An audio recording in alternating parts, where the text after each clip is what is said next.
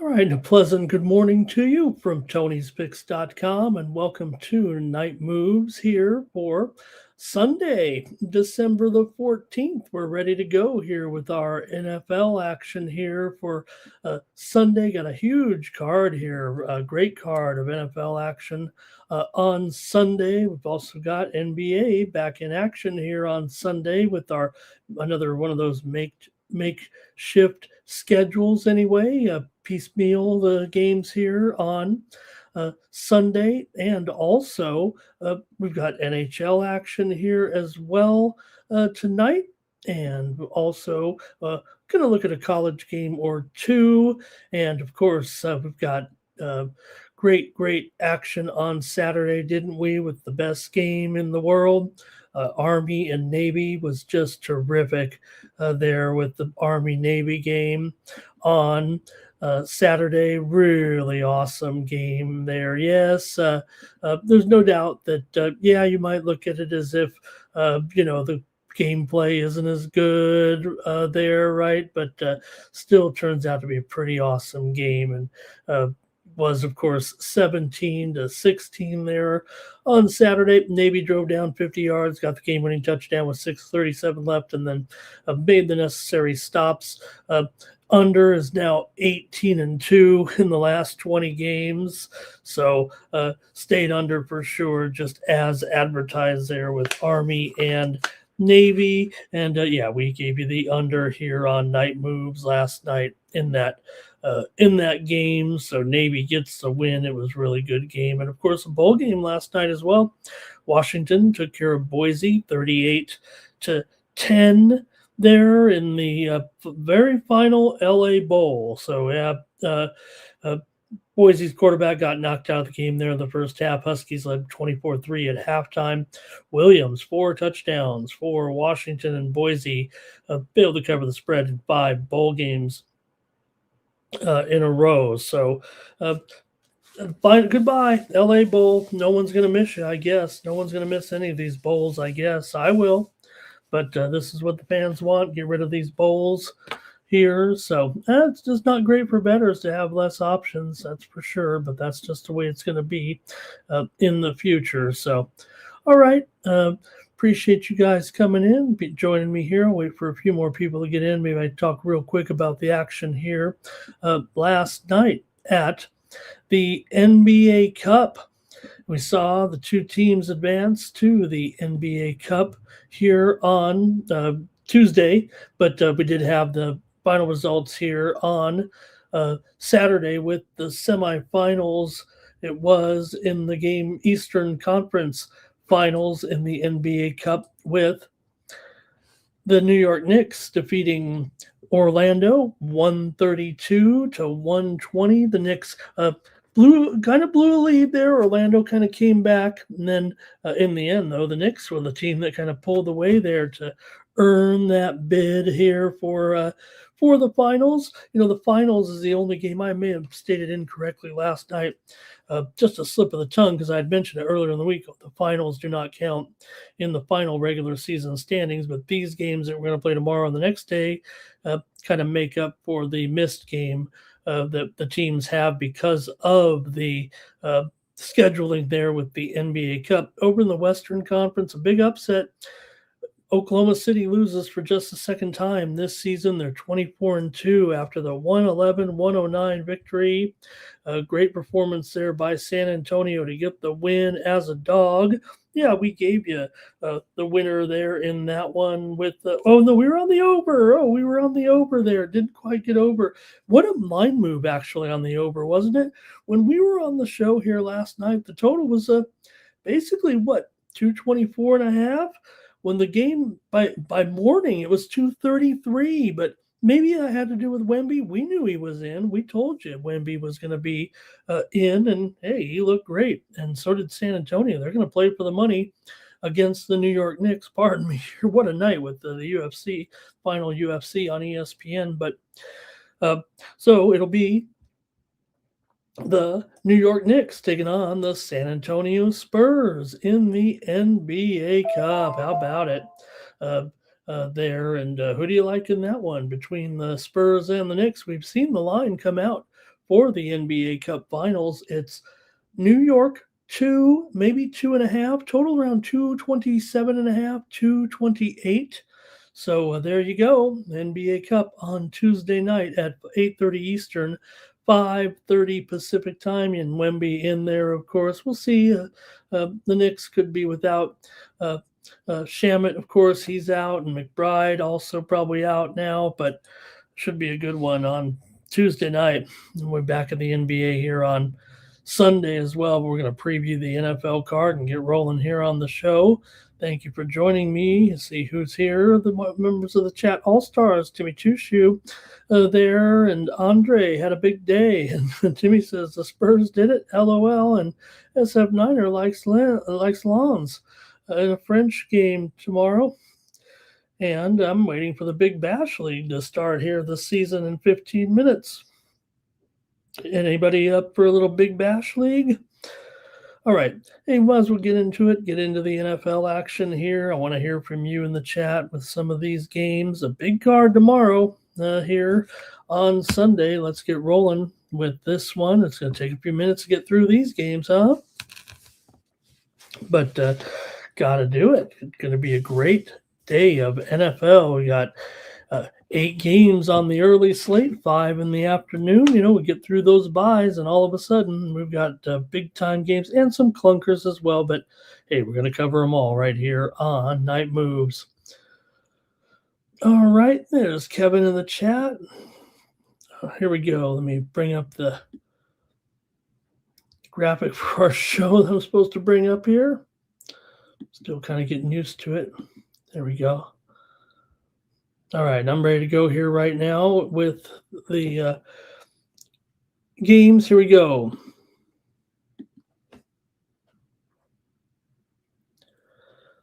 The Arizona Cardinals are on the road here on Sunday, taking on the Houston Texans. Texans a 10.5 point favorite in this one. Total 42.5. Texans here, really putting their stamp on things now. They're up to 8-5 with this winning streak that they're on right now. It's been a good ride. We knew the Texans had a pretty good defense, and now they've actually been able to come through on offense. You know, it does help that Nico Collins has been healthy and in the lineup and staying healthy, it feels like right now for Nico, doesn't it? And also, you got Arizona here. They're on a massive losing streak right now. That's been a big problem here. Cardinals are losing them all at this point. Big losing streak coming in. You have one team that's red hot and one team that's ice cold right now. Cardinals aren't even covering any spreads. They got the money against Tampa Bay a couple games back, but coming off the big loss there by 28 points to LA last time out. Meanwhile, you got a team like Houston coming in here, winning and covering like nobody's business. Of course, beat the Chiefs and covered, beat the Colts and covered, beat the Bills and covered. Yeah, they didn't cover against Tennessee, laying 5.5, but they covered against Jacksonville. Houston is just 7-6 against the spread this season. Should be noted, the Cardinals 5-1 against the spread on the road. Can they get enough offense though to kind of keep that going here in this matchup? I mean 10.5 points. It's nothing. You're not going to maybe leave it behind, but can you get what you need with Jacoby Brissett in there with Stroud kind of heating up here? It feels like of late, but that's an impressive mark for sure. That 5-1 ATS record on the road for the Cardinals, where they're usually getting plenty of points. And Brissett's been able to keep them in within the spread here a little bit. We know overall they're just 3-10 coming in, 1-9 straight up as an underdog. And Houston on a roll here for sure right now. See what you guys maybe do in this one with the Cardinals on the road here, taking on the Texans. Cardinals have lost 10 of their last 11. Can't tell you anything otherwise. Houston, meanwhile, won its last 5 games here by a combined 28 points. So doing pretty good in those. Houston pretty bad as a home favorite, 8-16 against the spread. They're also 9-16 against the spread in non-conference games. Last 10 games, though, man, the Texans have been very opportunistic, plus 15 in turnovers here for the Cardinals. They've lost their 5-game losing streak here right now, but they do have some very positive numbers. 10-2 against the spread as a road underdog, 24-18 against the spread last 41 off a loss ATS, and 9-4 ATS last 13 against AFC competition. So I'm just going to have to take the Cardinals here in this one and figure Houston's doing a great job. I don't know if they have a killer instinct necessarily to go out and blow out a team here with such as maybe Arizona in this one. I don't have a lot to sell you on with Arizona, but at least you got Trey McBride in there for sure. So Bam Knight's going to be in there. DeMercado, we'll have to see what his status is coming in, but I'd rather have Bam in there anyways. So see what you have in the chat. If you guys want to make a pick here with me, let me know. See here, I think DeMercado, he is probable in that game. Okay, he is probable. Christian Jones, offensive lineman for Arizona, he is probable here as well. For Houston, they got Woody Marks probable in here. Jamal Hill, the linebacker, probable. Harrison Bryant probable as well. Nick Chubb doubtful for the Texans, but that's not going to worry the Texans too much with Woody going here. All right, let's go in the chat. I'm going to take the Cards in this one, plus the points. All right, let's see here. Texas win, Cardinals to cover, too many points. Cardinals for Cal, dog. Here's Timmy, he likes Nico for a TD. And maybe Timmy says maybe Stroud will have a rough one, though. Even the Rams can have trouble now and then, he says. All right, I'm taking the Cardinals here in this one.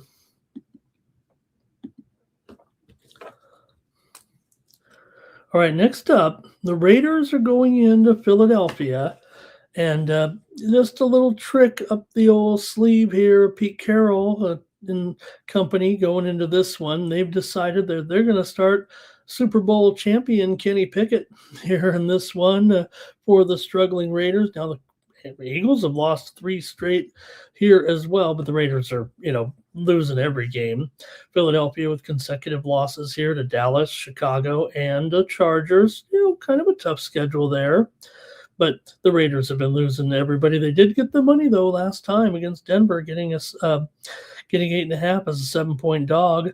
And Kenny Pickett gets the start. I mean, I think he's going to be pretty familiar with the Eagles, maybe a little bit familiar with the defense as well. So, look, is it an upgrade from Geno right now? Is it a different type of quarterback going in there when you have Kenny Pickett starting in this game? I mean, you're not really going to say it's an upgrade necessarily from Geno. I get that. But they can get a little bit of a running game established here and maybe get a Brock Bowers. It's just that Philadelphia is so good against tight ends.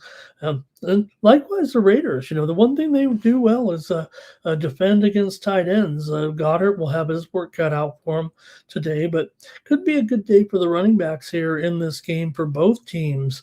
Right now, I know that total. I feel like there's a lot of public pressure to the under with the total here in this one because of the Eagles' woes on offense. And hey, if you have less than Geno, what do you really have here for the Raiders? But maybe just the familiarity of Pickett coming in here in this one, it feels like the Raiders at getting this many points, that might be kind of maybe the way to go. Now, I think this line could move a little higher with the public.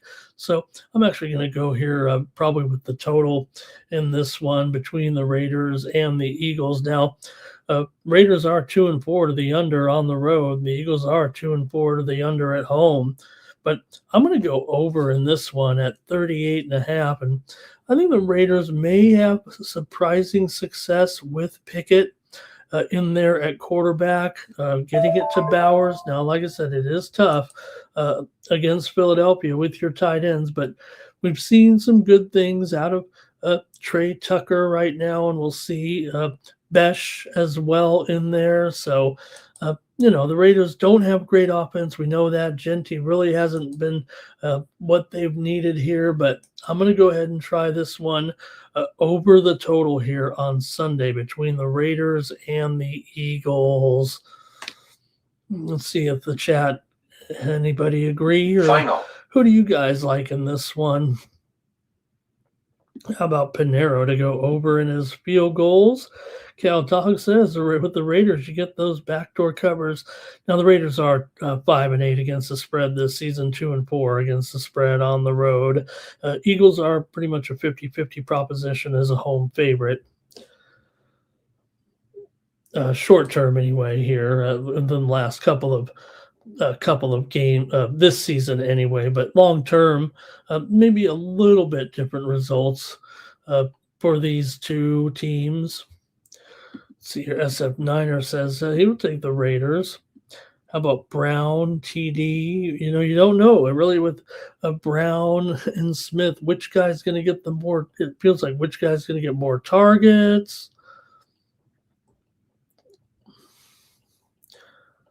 All right, for the Raiders here, let's see. 5-9 against the spread. Last 14 as a road dog. 13-17 ATS. Last 31 off of a loss. Eagles, meanwhile, 4-10 ATS. Last 14 off of a loss, but 10-7 ATS. Last 17 against non-conference competition. Over for Cal Dog. Raiders and Eagles over here for Andre. He says Pickett can play well. Anything's better than Chino. I don't necessarily disagree with that right now. Hertz has is it a rag arm? Is it a hot dog arm, SF Niner? Cake, is Genty going to get it going here? Brock over in his reception, says Andre. And yes, expecting cold conditions there, I think. Is that it? In the game there in Philadelphia, 28 degrees, but just partially sunny there. Winds 13 or 14 miles an hour. No treacherous weather, I don't think. I'm going to take the over in this one with the Raiders and the Eagles.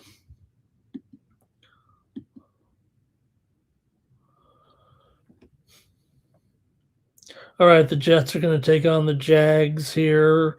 Action for Sunday. The Jets are 3-10 coming in. The Jacksonville Jaguars are 9-4. They've won 4 straight and taken control of their own destiny, if you know what I mean. Jacksonville 5-1 ATS at home this season. 4-1 ATS is a favorite. Jets are actually a decent cover despite that dismal 3-10 record. The Jets are 7-4 against the spread as an underdog this season. And we've only seen this one kind of go up after the Jets decided to start Brady Cook in here at quarterback on Sunday, mostly out of necessity, but Cook's bided his time here for the rookie and gets his start. Did play last game, 163 yards, but threw 2 interceptions against Miami. So yeah, it's going to be a little bit difficult here for sure. Jacksonville just on a roll right now. What more can you say about these guys here at this point and playing some of their best ball? But they don't strike you as a team that necessarily is a great cover. However, they have been doing the job this season, even as a favorite. So maybe they will continue to roll here right now. But 2 touchdowns, does sound a little bit dicey. Jacksonville is 2-4 to the under at home this season. Also, for Jacksonville coming in here, they're 2-3. ATS is a favorite. I'm sorry, 2-3 to the under is a favorite. The Jets are 7-4 to the over as an underdog coming into this one. Jacksonville's allowing just 13 points per game in those last 4 games, and when they get any kind of defense, they're pretty strong. They are 18-14, last 32 against the spread, coming in off of a win. Jets, meanwhile, 5-9. ATS last 14 as a road dog. Ooh, look at that lightning at the. Oh, we got a rain delay at the Big Bash League here. I was waiting all night for this, and there's a rain delay. Jets are minus 15 in turnovers this season. Maybe Brady Cook can try to clean that up, but like I said, he did give it up there last time as well. So I'm going to take the under in this one. I don't know if the Jets are going to score enough. Maybe Jacksonville will be threatening it, but I'm going to go under in this one with the Jets and the Jaguars here on Sunday. Your picks here in the chat: Jets win. Jags win. Jets cover for Andre. ATNTD for Andre as well. Timmy says the Jets will cover somehow, and he has Lawrence to score a touchdown.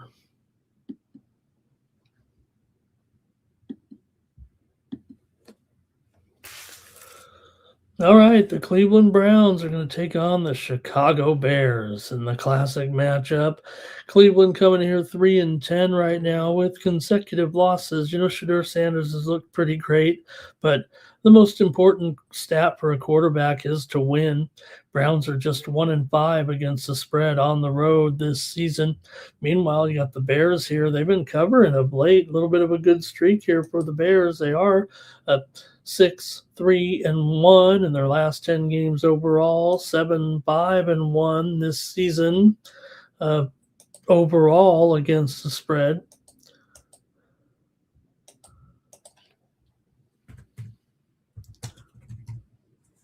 Let's hear from you in the chat if you'd like.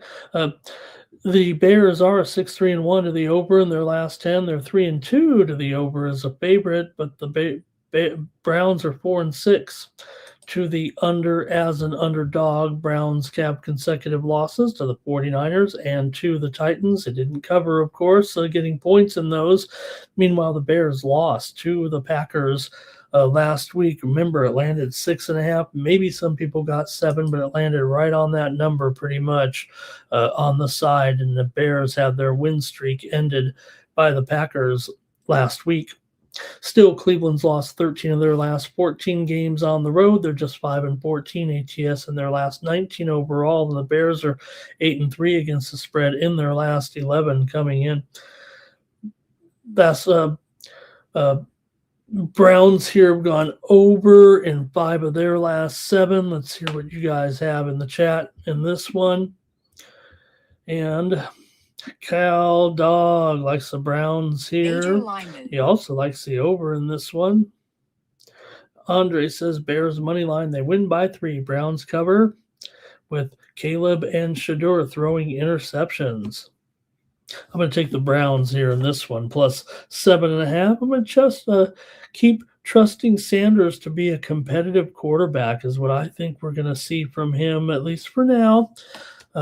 I think he will stick with the Browns. I know the talk there about Deshaun Watson here coming back next year, but if you've seen this much promise in Sanders, you're going to have to roll the dice here right now a little bit, play him at the end of the season and see how it goes. Because certainly anybody, there are moments where you're like, this guy does do some things that not all quarterbacks can do. The challenge is, the decision making and what he has to work with too, it feels like. All right. Major line move. Browns defense play. That's another big factor. The Browns will put you in position to make you successful too. Sometimes we say, when the quarterback's back or in there, that makes everybody better. The defense gets a better field position to play defense on. But here, I think it kind of goes the other way a little bit. That defense helps Sanders out. All right, next up,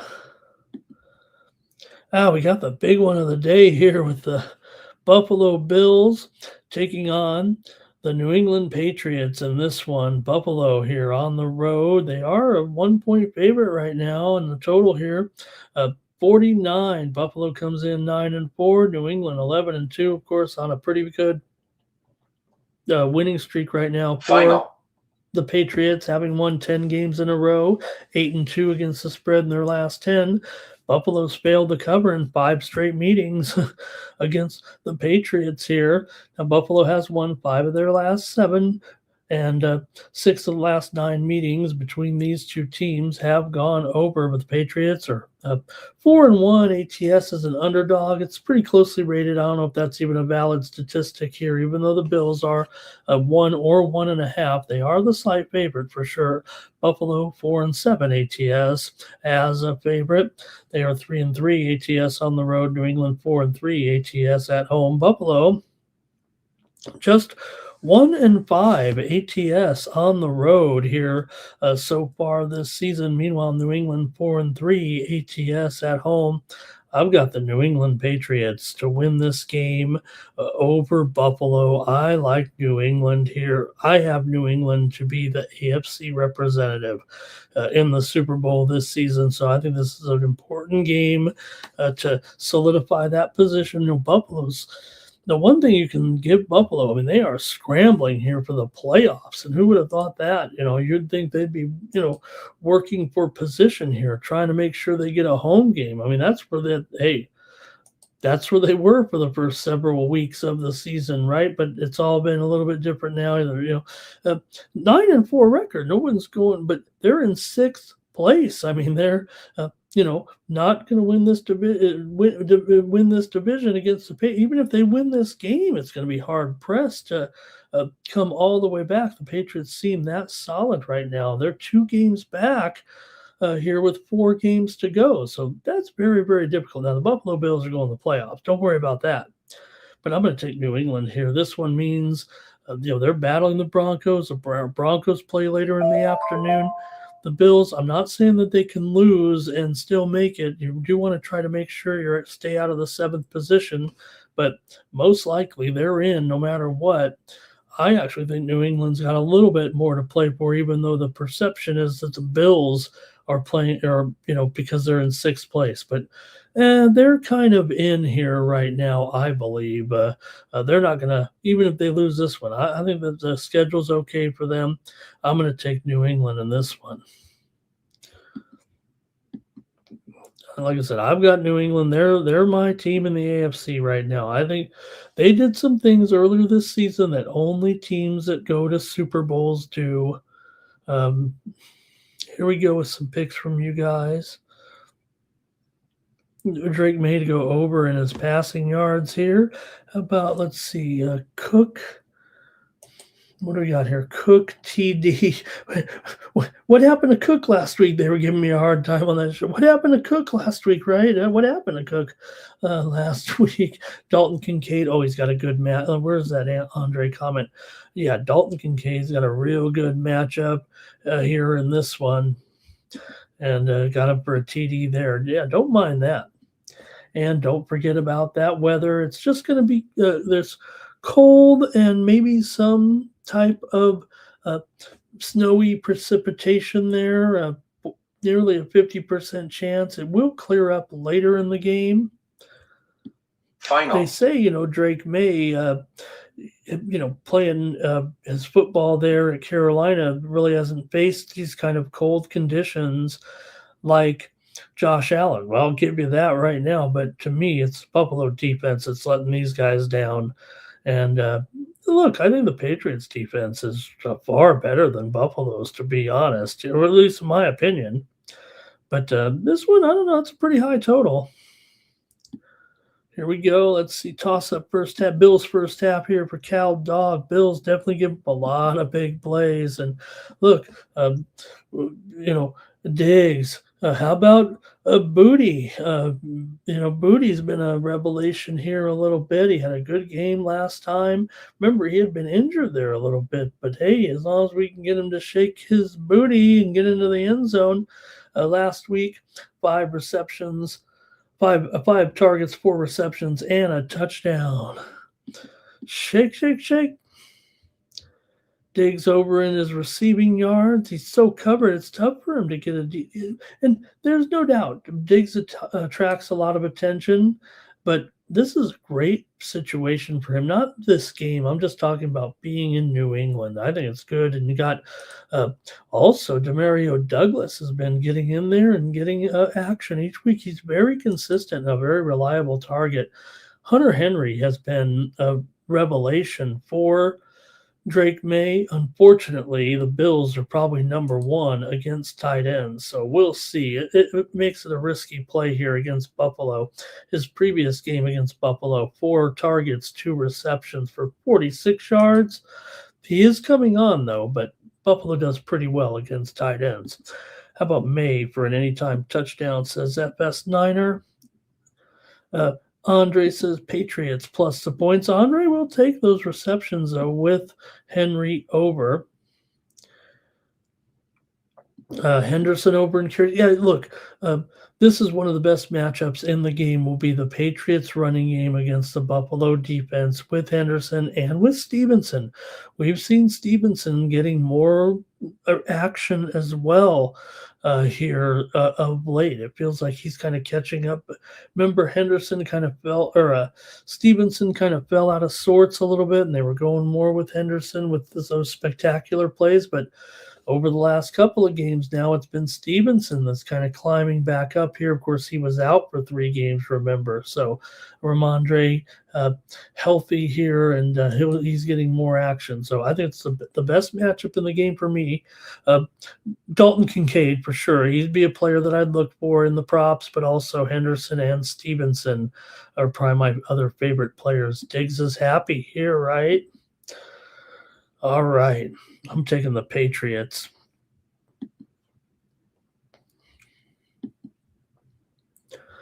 Okay, we've got an NFC North situation here with the Ravens taking on the Bengals. Like I said, I mean, it does feel uncomfortable that Cincinnati's got their quarterback in here who is injury prone and, putting him in there. Look, if anything, the Ravens need to kind of have their ears pinned back. Even if they win, they're not going to be a 50% chance to go to the playoffs. They've lost 2 in a row here coming in to these Bengals. Remember, 32-14 just back on November 27th. Bengals are 3-3 against the spread at home. Baltimore is 4-7 against the spread as a favorite here.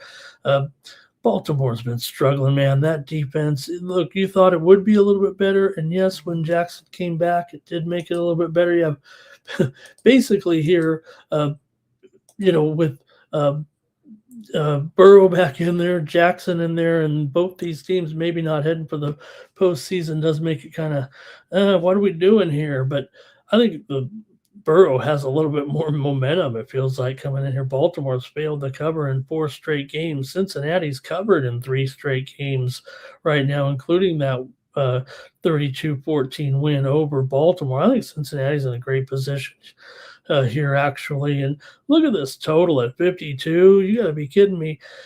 It's going over. It's probably going over. The Bengals can't stop anybody. They're garbage. And that's been Baltimore's problem, even when Jackson came back. And I've said it, hey, Jackson's back and it makes the defense that much better, but it just hasn't worked out for the Ravens here. These two teams are a combined 16-10 to the over this season. Baltimore's 7-4 to the over as a favorite. The Bengals are 5-1 to the over at home. I like the over in this one. I'm going to go over 52 here, but you heard me, man. You know which side I like in this one. I don't want to see Joey B out there, but he's although the fair point is, concerning comments this week from Joey B, basically feeling down on himself because this team isn't going anywhere. He can't stay healthy because of not only the crappy defense that Cincinnati has, but the woeful offensive line year after year. Anthony Munoz ain't walking through that door. And so Joey said some things this week, almost sounded like he wanted to retire, but I guarantee you, if you put him on a team here, could he find his way? Could he somehow leave Cincinnati. He does not want to be here anymore because it seems bleak. It doesn't seem like the Bengals are ever going to fix this situation. And Joey at uh, a crossroads in his career here, coming off injury after injury, getting clobbered. And if you just put him on, man, could you imagine Joey B on any team with a decent offensive line at all and a couple of targets? You think he's good now, right? So I think you know where I'm headed here with this one. I'll take the over. It's going to be a little bit of crapshoot volatility for sure, but the Bengals still have to cover a field goal. That's going to be pretty tough in itself. A team that can't even win right now, and they've failed to cover in 4 straight games. See what you have in the chat here. This one, Ravens win, but Bengals cover. Man, Andre's got it in a tight one. Cincinnati for Timmy Two-Shoe. Oh, is it Ocho Cinco? What are they honoring him or something? Here's Cal Dog on the over at 52. We're doing it, right? We're doing it. How about Derrick Henry to get 2 touchdowns? You know, there is an argument to be made that Henry also might be seeing the sign on the wall, so to speak. Not that Derrick Henry isn't going to be in there and really give it his all right now, but maybe for the time being, but if they fall behind at all, watch out. If the Ravens fall behind in the game, it could cave in a little bit, especially with the Bengals at home, and this is all they're playing for here. Let's see. Yoshi Boss here for Timmy Two-Shoe. All right. Yeah. I mean, I love the matchup for Yoshi Boss. Love the matchup for Jamar Chase. I think those are 2 of the best plays on here. I think Mark Andrews is a strong play for Baltimore here. And Likely, what's going to happen with Likely? I mean, is he going to have to move on here from this one? Even Kolar's been getting some activity. You expect a lot of points here. Also, Henry, I think he'll get his. I think he will eat here in this game. So, but I'm going to look to Jamar. I'm going to look to Yoshi Bosch. Ravens will go after Burrow's toe. Get that toe. Okay.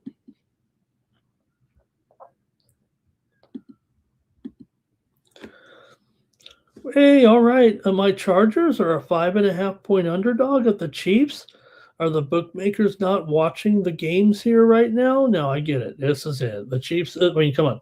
If they weren't eliminated technically or for all intent and purposes last week, well, I mean, what are we doing here? They have right now a 15% chance of making the playoffs. The Chargers still would like to keep winning here. They're 9-4. They're probably a Chargers fan. You might know that. They're probably the worst 9-4 team I've ever seen, but hey, I'm happy that they're in position here and doing a great job. And come on, getting 5.5 points from the Chiefs. I mean, that sounds like plenty because I figure this is going to be a pretty low-scoring game, man. There's no doubt that Herbert has been getting smacked around pretty good here right now. I mean, he is getting beat up here, and I'm sure we're going to see a little bit more of that again. But I think the Chargers are probably good enough to at least stay here within this one. Now, Pipkins, he's doubtful here after leaving the game there last week. But they have here, let's see, we know get these latest offensive lineman injuries here a little bit and see if the Chargers will have enough to go up against these guys. Also, Quentin Johnson here questionable as well for the Chiefs. You got Trey Smith is out. Hollywood Brown is going to be out. Jawan Taylor is out. Wanya Morris, remember, he left the game there on the primetime game the other night.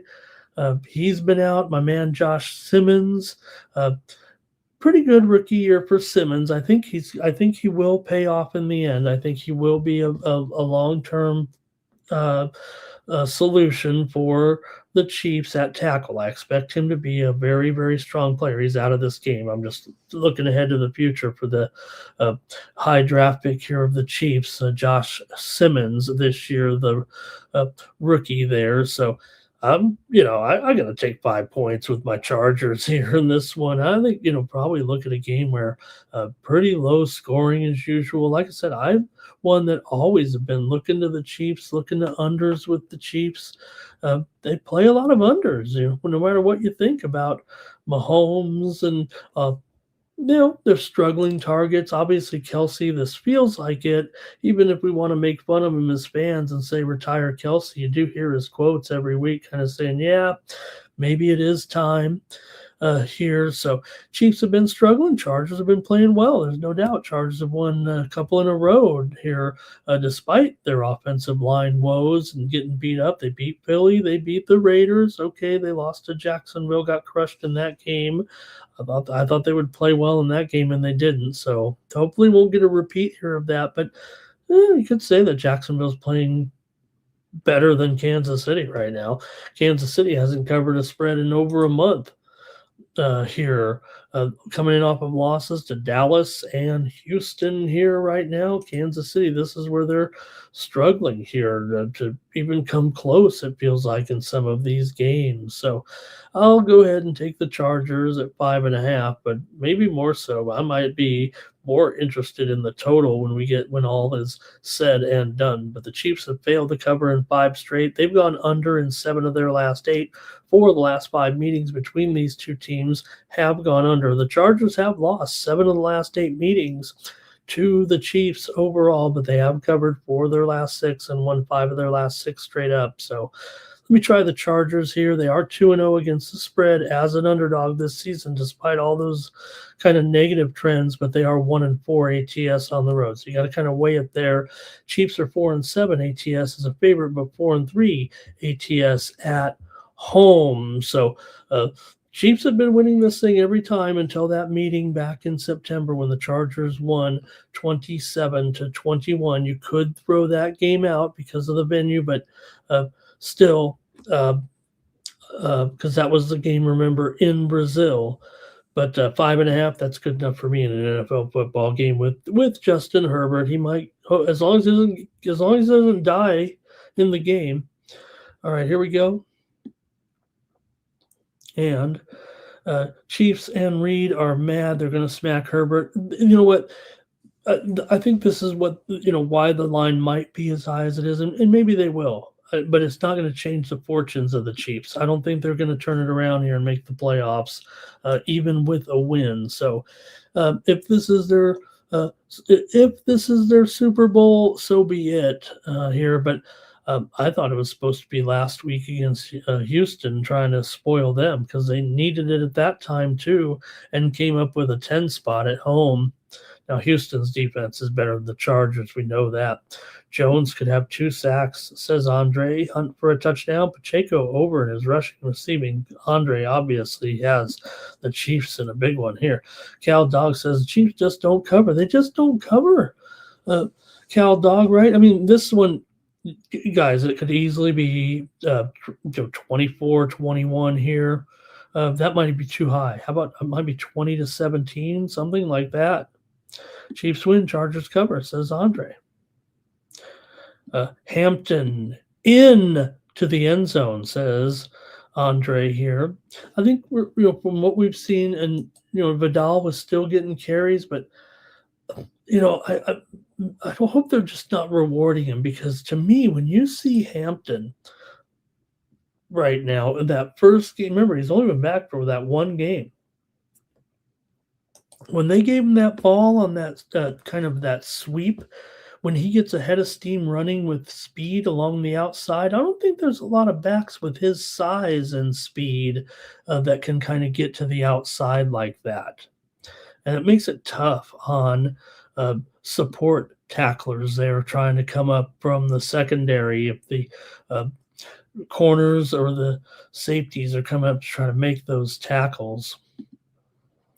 Pat Mahomes might be banged up. I don't know. But again, the Chiefs have had offensive line issues too. One thing we've seen in all these, what we've seen? Penalty.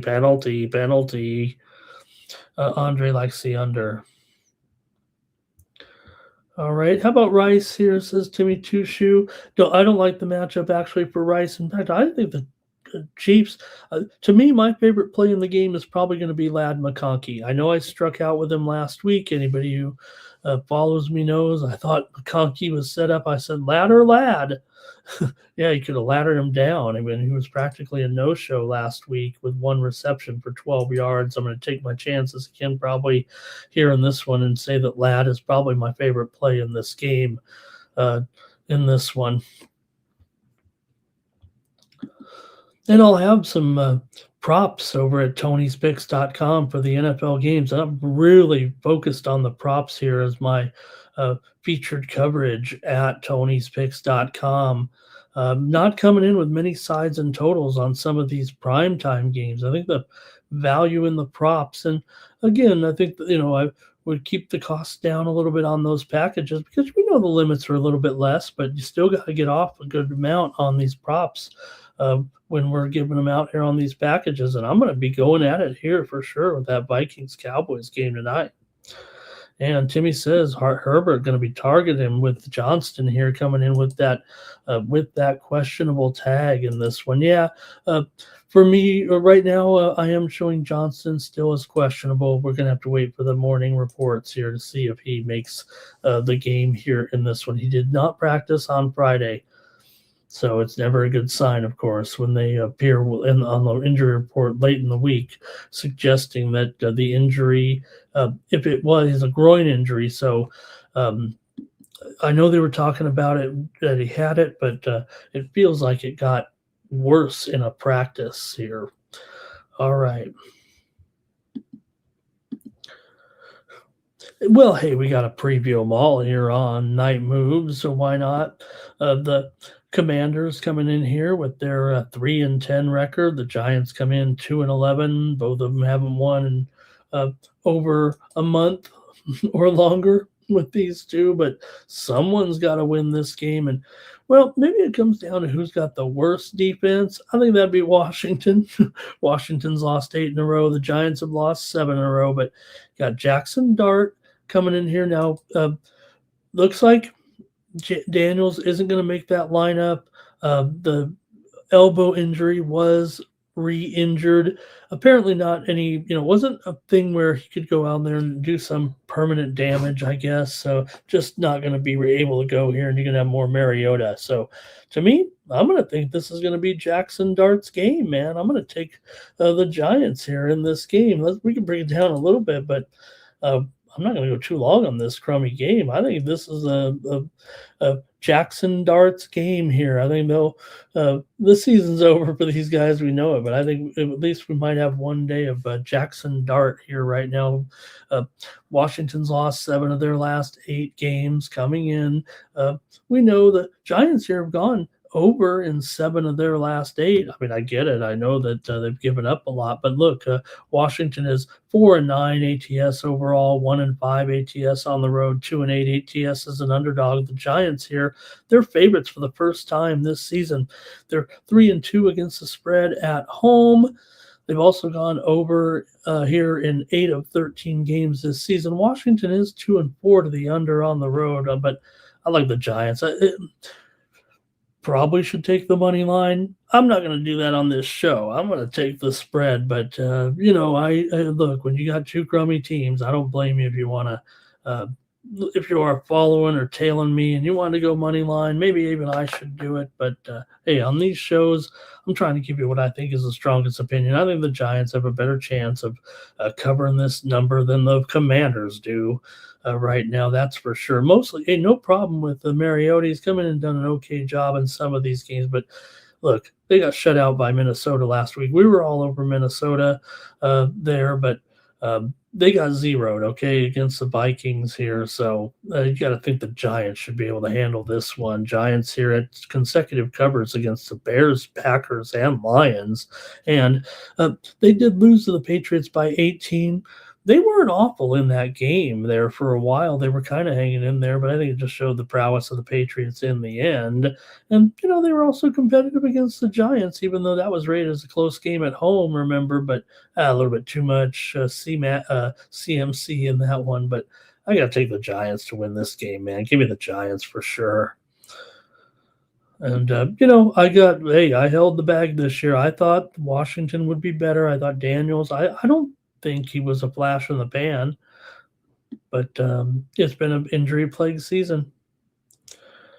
And Andre says, "You're right, Andre. The Chargers defense, and they came up big last week. How about Tony Jefferson? This guy was retired, basically, and he made he made the interception, but he gave credit where credit is due to his teammate who deflected the ball. And remember, that player had basically gotten burned a couple of times in the game. So let's see here. I'm on the Commanders and the Giants there. Sorry about that. Giants for Andre here. I just can't help myself with the Chargers. Dart the kamikaze, right? As long as Dart doesn't die in the game, Andre says Giants. Daniels needs to sit this season out and come back. Yeah, that was it, right? When he injured that elbow, man, and it looked bad at first, right? Like it was a broken elbow or something, but just dislocated. Maybe tried to come back a little too soon. You don't have to do that nowadays, right? You're still going to get paid. You have nothing to prove. Mariota's not taking your job. Lawrence, Mahomes, and Dart as rushers. All right. Yeah, Andre says kind of like RG3, right? Yeah, I think Daniel's a little bit better than RG3 in the end, don't you? All right, we can spin it up on that one. I'm on the Giants for sure as my play here on Night Moves.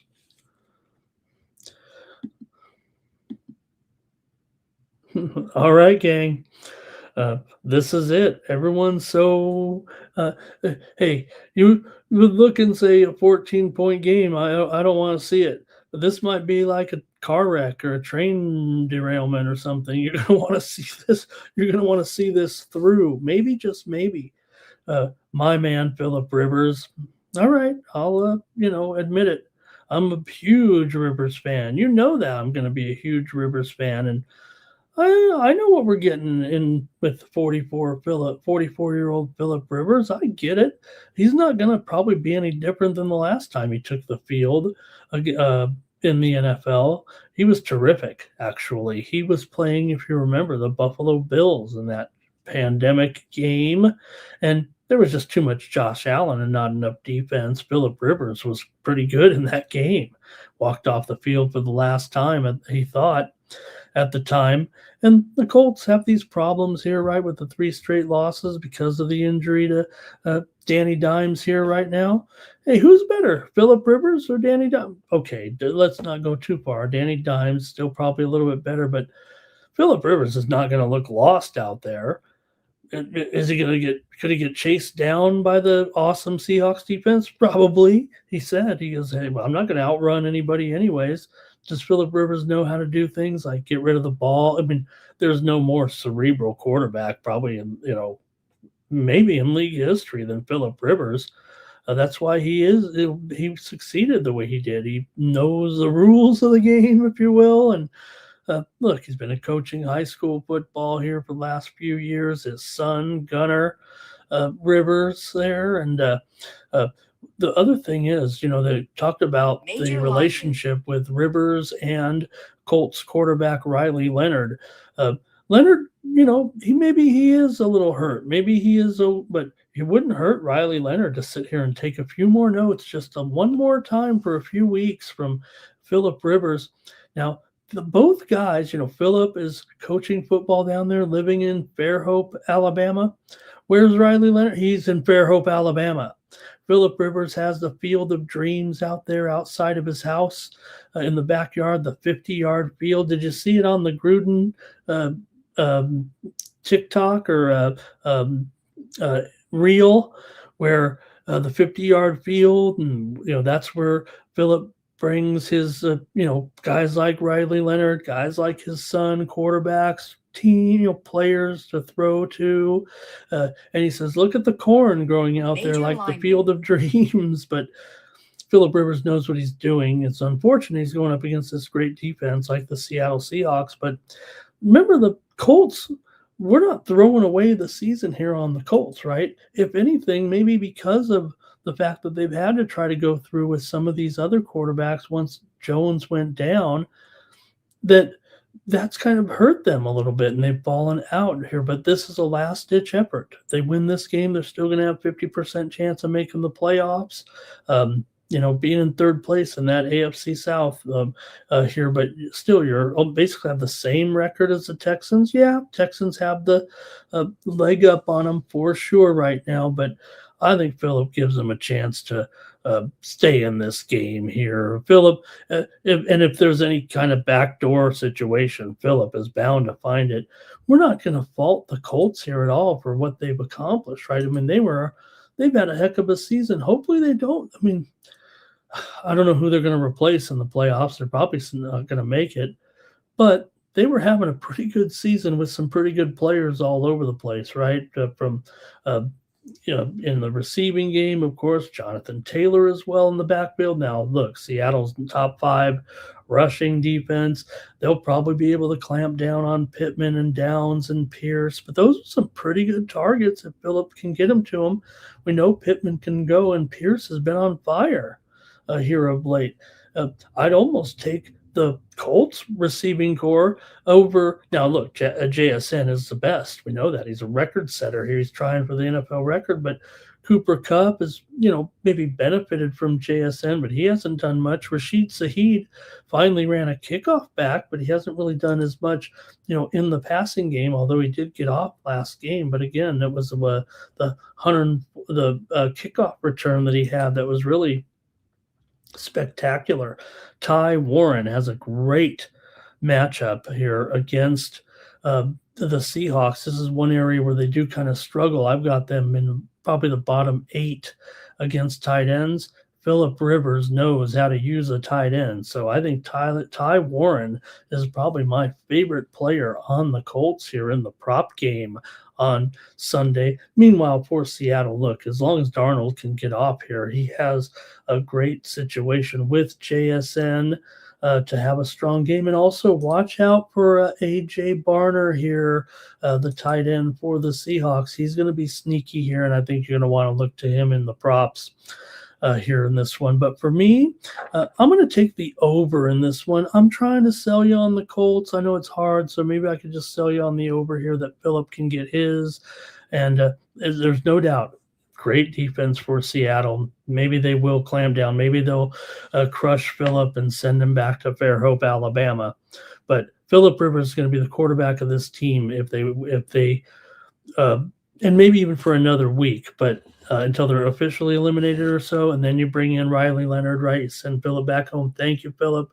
Great job. You try to get it done here. If they win, he's going to be, obviously, like I said, just a quarterback until they're eliminated right now. Let's see what you have here in this one. All right, Seahawks win, Colts cover, says Andre. The Colts have a decent running game. You could say that again, right? And I agree. Look, 44 years old, these quarterbacks. Look at Tom. You look at Philip. You see him out there. We saw the highlights, right? His arm strength was already shot there at the end. So, he's always thrown that high ball when he goes deep, though. Anyways, he has the timing of it down that a lot of quarterbacks just don't have, even if they don't have a strong arm. So, but I'm a Philip Rivers fan, just even from day one, when he was coming in there in San Diego as a rookie. We went out to UCSD to watch him out there, and I came away as someone who had been, I don't do it anymore, but we'd always go out to NFL practice in the preseason at UC San Diego, watch plenty of Chargers teams. And what I saw that day on the first, well, it wasn't, we went on day 2, but what I saw from Philip Rivers, we came away, my buddy and I, saying, wow, this guy is going to be an NFL. You're not going to say, and I don't know if Philip's going to the Hall of Fame. I'm a Philip fan. I don't know if he's going to the Hall of Fame. Never won the big one. The numbers are probably there, but it's borderline. I don't know if he's going to make it, actually. But I said at that time he is going to be awesome quarterback, and he obviously was. I mean, it's easy for me to say now, but trust me, we made Rivers shirts immediately after that and knew that we had our man. Right, Andre, they've had a great season, the Colts, a good season. I mean, there's going to be a disappointment here if they don't make it. Charbonnet here. Look, I think it's a neutral feeling for the Seahawks run game here. Cal Dog on the over. Seattle's due for a letdown maybe this week. JSN to have a big game here. Yeah. I'm all in on JSN props here in this game. All right, Colts on the points here for Cal Dog. All right, I know I touted the Bills and the Patriots as a game of the day. I think it still is, but this is a potential Super Bowl matchup here with the Packers taking on the Broncos. Here, these guys have played in the Super Bowl, right? I think there. And hey, Packers here, just a 1-point favorite on the road. Total 42.5 with mean Denver defense here and the Packer defense as well. The Packer defense is, kind of what's been keeping them going as well. Now, the Packers do have concerns here, right? Let me fire up the injury report here. With the Packers run game, definitely have some concerns here coming in. Josh Jacobs, questionable here coming in. Also, and now Matthew Golden probable for the passing game. Jaden Reed in here. That's good news, but still just some concerns here with Green Bay's rushing attack with Jacobs. Wilson also had an injury designation this week. I think he was actually had an illness here. So that's kind of hurt the Packers here coming in, but more what's going to hurt the Packers is this Denver defense, man. They're really good other than guarding tight ends. But you know what? Without Kraft, you got Musgrave. That's okay, but he really hasn't been doing too much. So I think the Packers offensively are going to really be kind of up against it here. And for Denver, I don't expect a lot of great offense out of them either from Bo Nixon crew.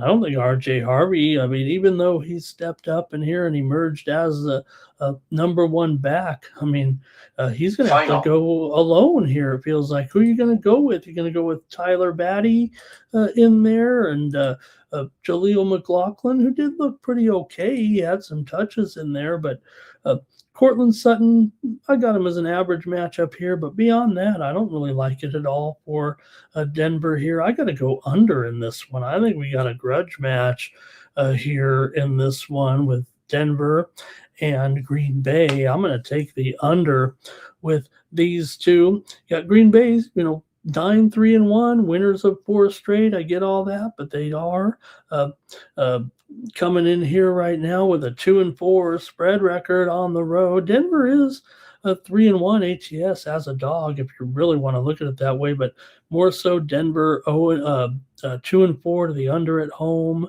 3-7 to the under in their last 10. Green Bay is 5-1 to the over on the road, but Denver's a special breed here defensively this season. Nick Benito to me is such a difference maker in there.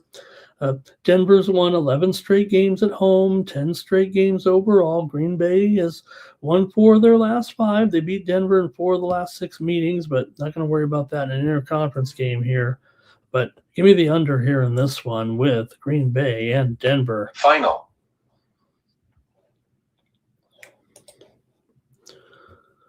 Okay, chat has some plays here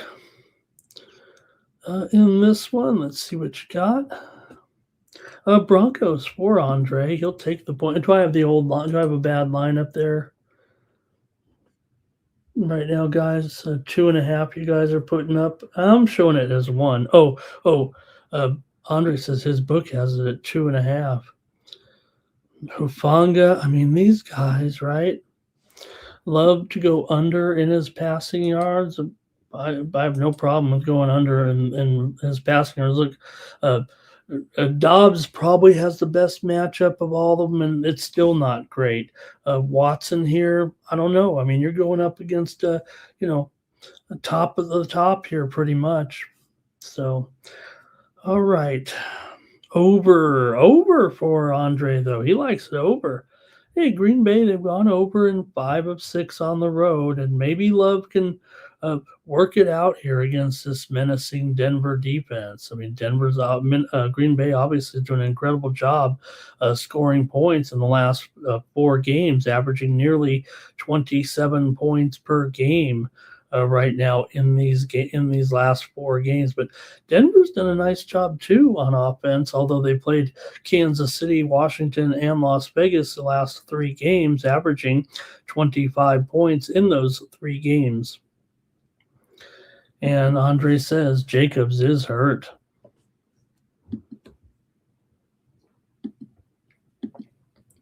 Here's a big one here for the Panthers coming in, taking on the Saints. The Panthers are 7-6, but they smell blood in the water after the loss by the Buccaneers here. They can establish control here in the division, and they get the division's worst team to do it against. Now, the Saints have shown signs of life here with wins in 2 of their last 4 games, including that upset win at Tampa Bay last week. It was wet conditions, no excuses, but definitely was the volatility meter was up with because you saw the field right there in Tampa Bay on Thursday night. It was a mess, right, because of what happened on the Sunday game there with the rain, and that's why it looked so bad. But it did help, I think, the Saints in that game get the win 24-20. They also did beat Carolina 17-7 at Carolina, so you could put this one in the revenge-o-meter here. Saints have kind of owned the series, although Carolina did win at home last year in November. 23-22 is a 7-point dog. Carolina is 4-3 against the spread on the road. This is only the second time this season Carolina will be favored. New Orleans is 1-5 ATS at home, 4-7 ATS as an underdog. Bryce Young has done a nice job. You kind of look at the, I don't want to compare him to some of the quarterbacks some of his contemporaries a little bit, but he's kind of outlasting them here a little. They've stuck with him, and maybe they've been rewarded. It's not a great matchup here for him, but when you got Ted McMillan, that gives you an automatic guy to go to every time, even if it's not the best matchup. And also, Xavier Legette did have a bad game last week, but this is going to be a good matchup for him. I think the Carolina Panthers know that this is the game. This is the one. If you cannot get this game, they might punt the division back to Tampa Bay. And I think this is going to be enough to motivate them here to the victory. It also looked to Jalen Coker here. He had 4 receptions and a touchdown last week, and I might even put him kind of over. I don't want to say over Legette, but I think the Panthers have 3 guys that they're going to be able to go to here this week and give New Orleans a little bit of fits. It feels like in this one. So for the Saints, I think it just turns out to be a little bit of revenge combined with maybe a team that knows that if they win this one, they can get the playoffs. As long as Bryce Young doesn't make any crucial mistakes, easier said than done, I guess. Any analyst or handicapper can say that. But all right, the Saints have gone under in 9 of 13 this season. They're 1-5 to the under at home so far, but watch out, man. The Panthers might have a good offensive day here. I got to take the Panthers in this one. Even laying 3 points, yeah, maybe you can money line it here, but I'm going to say they could win this one by 3 or more, and I'm going to take the Panthers to get it done and maybe, just maybe, snap the Buccaneers' reign in the NFC South, and Carolina will. You already got a coach in Dave Canales. They probably won't win Coach of the Year, but maybe he deserves it. All right, here we go. Saints QB will take off running. Tyler Shuck is who you're talking about. Once the pocket collapses, Shuck goes a running. You look at the Saints running game here. Devin Neal is the man. Now, he did have a great game against Tampa Bay last week with 84 total yards and a touchdown. But behind that estimate, that's the thing. You don't have Kamara in here right now. Chris Olave, mediocre matchup here. I've always prefer Olave. Let's see here. Cal Dog says over. Dowdle for a little TD. Major line move. For Carolina and Chuba as well. We'll see which guy gets most of the action because Chuba came in and had a great game there against the Rams, 17 carries for 83 yards, and Rico played second fiddle in that one. Over for Andre. 40 is too low, he says. He's got a 28-14. Wow, blowout. All right, you want some fireworks? I got them for you right here with the Lions coming in and taking on the Rams. And here the total's 55. It's probably not low enough coming in now. Look, the Lions, they're coming in off of a win. They've alternated wins and losses. You know what that means? They're probably going to get blown out of here. This is just the way the Lions seem to operate now. They really can't look at that like that because they're not in the playoffs here right now, and they do need to win. For sure, they need to win to keep pace, with the Bears. We'll see. The Bears, we talked about it. I mean, they're favored there by a touchdown, but the Lions are going to be, an underdog, and the Bears are a favorite. So the Lions' backs are to the wall here. Meanwhile, for the Rams, they're battling with the pack for first place. They certainly would like to get that, and with this team, why wouldn't they? I mean, the team's looking great here right now. The Rams. Maybe the best in the league, and a pretty good matchup for Stafford with Nakua. With probably Adams, his status here. Look, let me see what his latest status is, because a little bit of concern here, certainly with the Rams here and Devontae. He is probable with that hamstring, so good news there.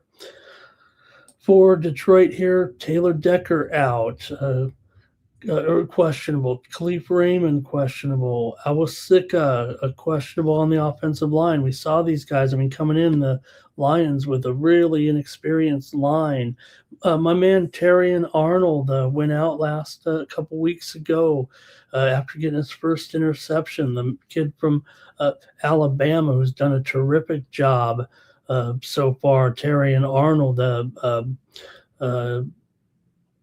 nephew of U.S.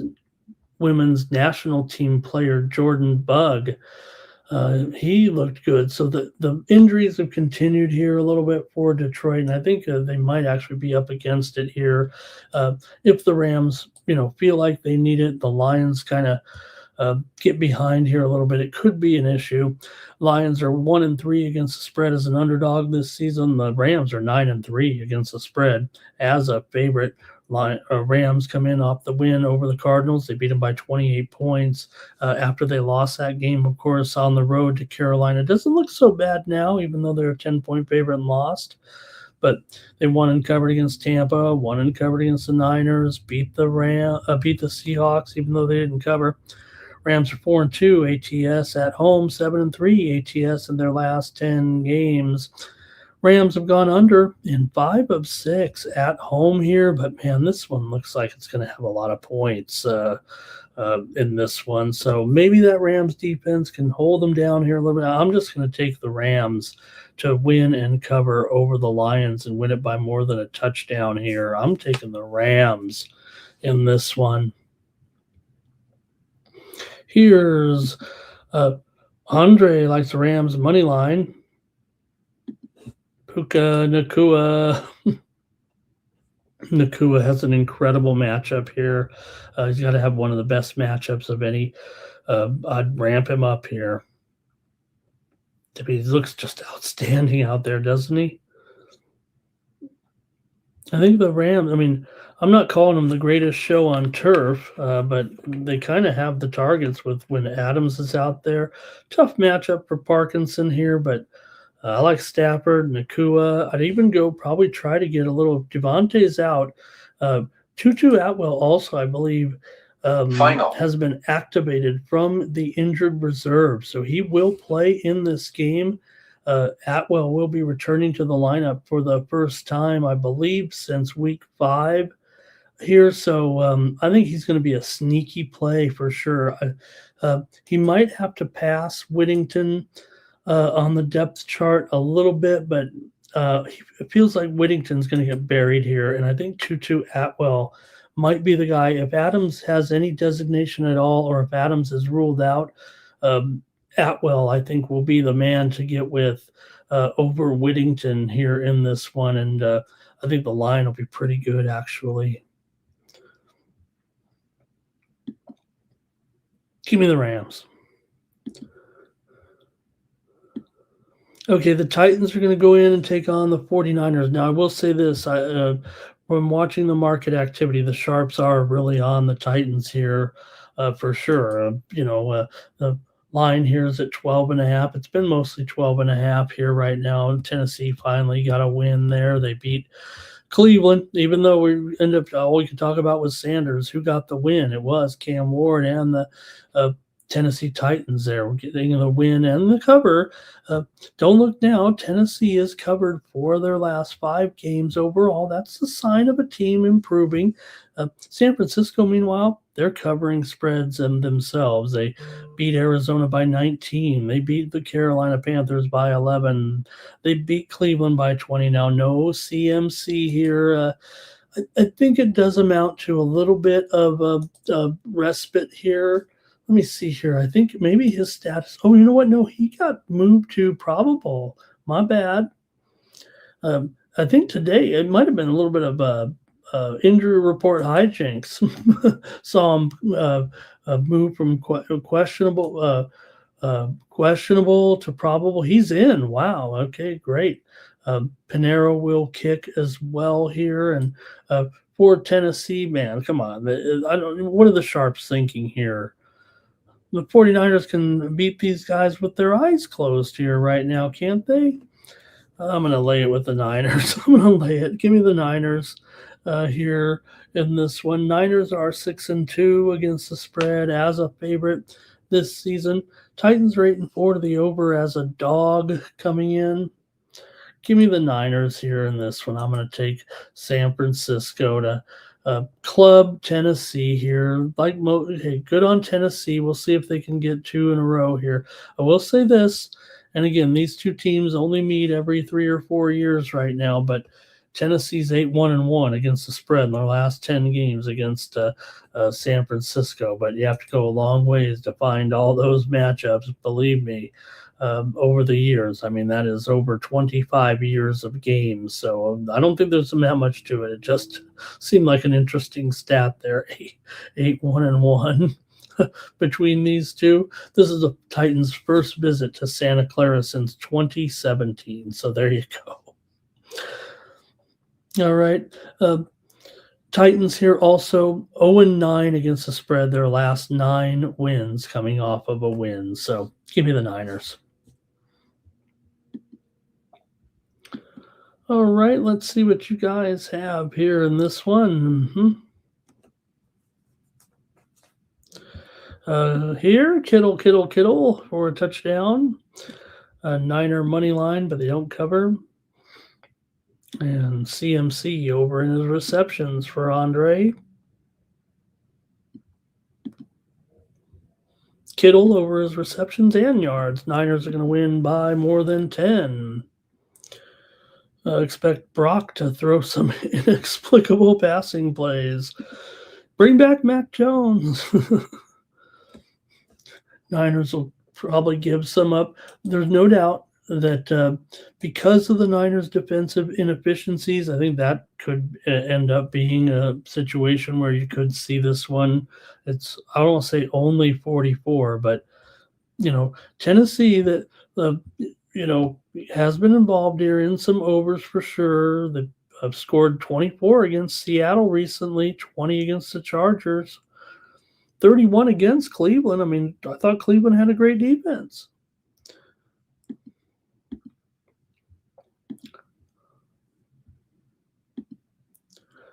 Let's go to Sunday Night Football here with the Vikings taking on the Cowboys here tonight. And you got Cowboys favorite here by 5.5 total, 47.5. You got Dak Prescott, of course, and the Cowboys.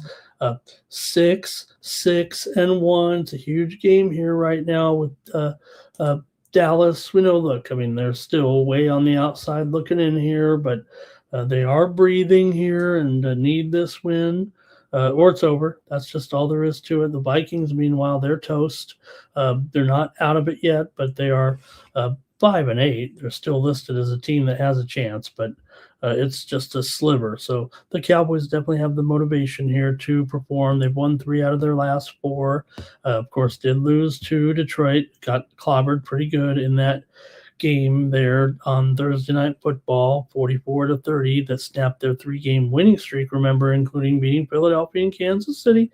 So Dallas is looking pretty good. Minnesota won 31-0. They got a lot of load off their chest there with J.J. McCarthy and company. Remember, the offense was struggling, but they got to face a mediocre defensive line. The Vikings might be in trouble here, it feels like to me, but still got to lay 5.5 here. But Dallas is 4-2 against the spread at home. Just 2-4. ATS is a favorite, but Minnesota 2-5. ATS as a dog here coming into this one for Dallas. They're 1-4 ATS their last 5 against Minnesota. Maybe they could be a team that kind of blows it in games like this, but like I said, I think when they got those defensive players back, I think that's what really made a big difference. Did they go up to Detroit and get it handed to them? Yes. Was Detroit, once they're on that where they lose and then they come back and beat the team beat whoever the next week? Yes. So I think Dallas can get off here in this one and beat Minnesota. I'm going to take the Cowboys to get a convincing victory here over the Vikings on Sunday Night Football. I think Dallas is playing much better. The defense playing dramatically better. They were just up against still a decent Detroit team last week. But I think here at home, look, they were able to beat Kansas City and Philadelphia in those 2 games. I think they can handle this one. Greg likes the Cowboys to win and maybe get the money there. And also, I think he likes it over as well. Andre says the Cowboys win, unfortunately. Andre says Vikings plus the points. And he says, don't forget that injury report, Ramon, with the CD in this one, and the Cowboys, and how are they going to go about it here with their offense on Sunday night, given the status here of Lamb. But let me check on it because I thought Lamb was fine. Now you got me worried.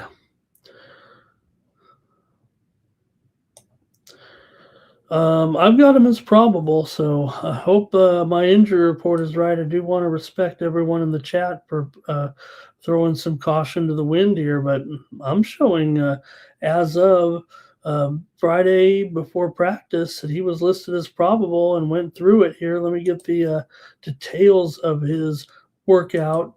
Here in this one, he passed the league's concussion protocol, so he is actually off the official injury report heading into the game. It's a great matchup for the Vikings if you think about the Cowboys' numbers this season, but I would argue that once they got those 5 starters back on the defense, I wouldn't be judging too much from those numbers.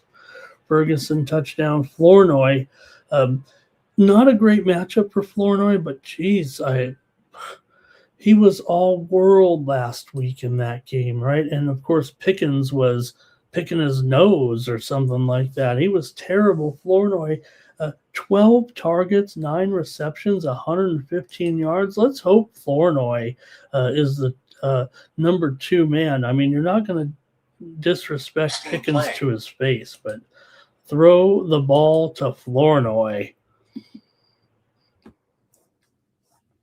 That's it for the NFL here. Thank you for 1 hour of football conversation on an important NFL Sunday.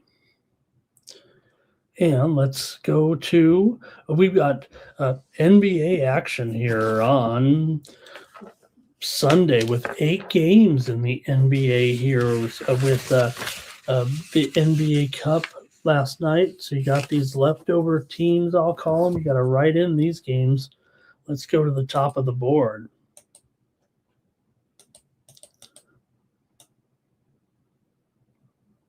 Here we go on Sunday. It's going to be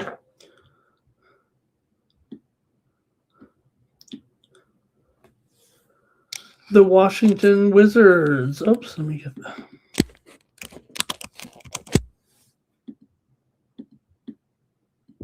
There we go. The Washington Wizards are on the road taking on the Indiana Pacers. Pacers are favored here by 8 over the Wizards. Total here 232.5 here in this one. We've seen this one kind of move higher with the Pacers so far. In some shops, actually it's gone the other way here. All right, man, I don't know if Washington's going to have much for even Indiana here. Indiana's starting to come on here of late. Been covering some numbers, winning some games here. They beat Sacramento. They beat Chicago. Got the money. They did lose last time, of course, to Philadelphia on Friday night, but Washington's just been dismal. They've lost 4 straight here right now. They did cover against Cleveland, losing by 4 on Friday as a 16.5-point dog. It looked like they were going to upset them, but still gave it up in the end there in that one. Washington is 13-8 to the over as a dog. Indiana's 1-3 to the under as a favorite. Indiana's been a terrible favorite this year. They shouldn't even be favored in a lot of these games. Washington has been the team that has gotten the money in most of these. The Pacers are the team that's gotten the money in most of these games.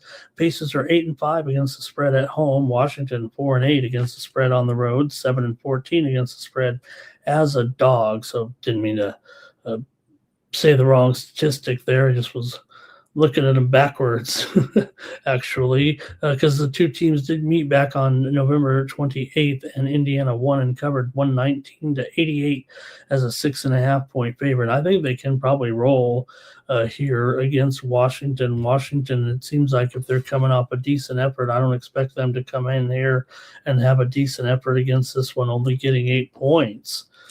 But we can see what you have here with these two. Maybe the Washington here, who has lost 6 straight meetings against Indiana. Indiana's covered 8 of their last 11 overall. Washington 6-14 straight ATS here. So I'm going to go with Indiana to win and cover here over Washington. I'll try the Pacers here in this one. Pacers may be weak enough that maybe the Wizards will grab one here, but again, very dismal spread record overall, and Pacers are actually a covering team at home. Here we go. Hey, hello to Drac in the chat. Drac, hang tight. Hopefully bring some winners your way here on the morning steam. And don't worry, I've been staying up late my whole life handicapping these games. It's just what you do. Stay with the grind, work hard, and hopefully you'll have some winners on Sunday. Hopefully I'll have some advice at least for you to help you along the way. Andrew likes the Wizards plus the points. Greg is on. He likes the Pacers to win here. Timmy's going with the under. Greg says Washington's terrible. Yeah, they are. Wizards played the Cavs better than the Pacers, right? Wizards plus the points for Cal Dog. And maybe the Wizards will stay under 100, get that team total under, huh?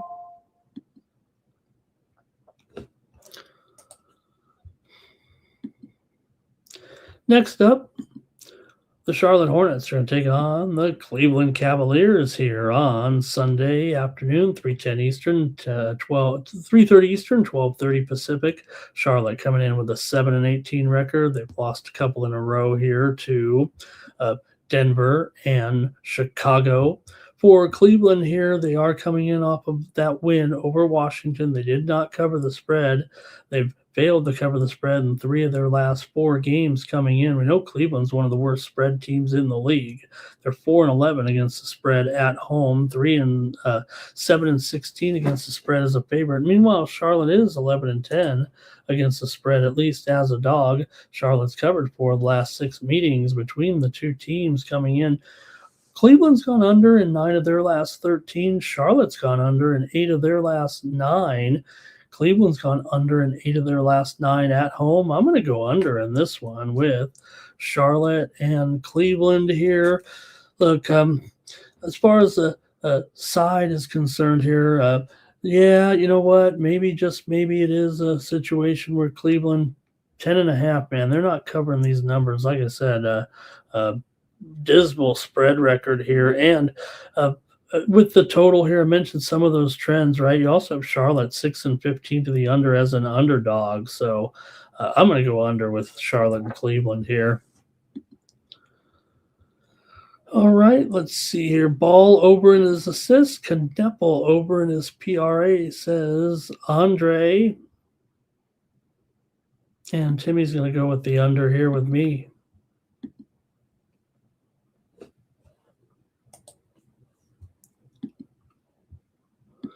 Philadelphia 76ers will take on the Atlanta Hawks here on Sunday. The Hawks are, well, they're favored.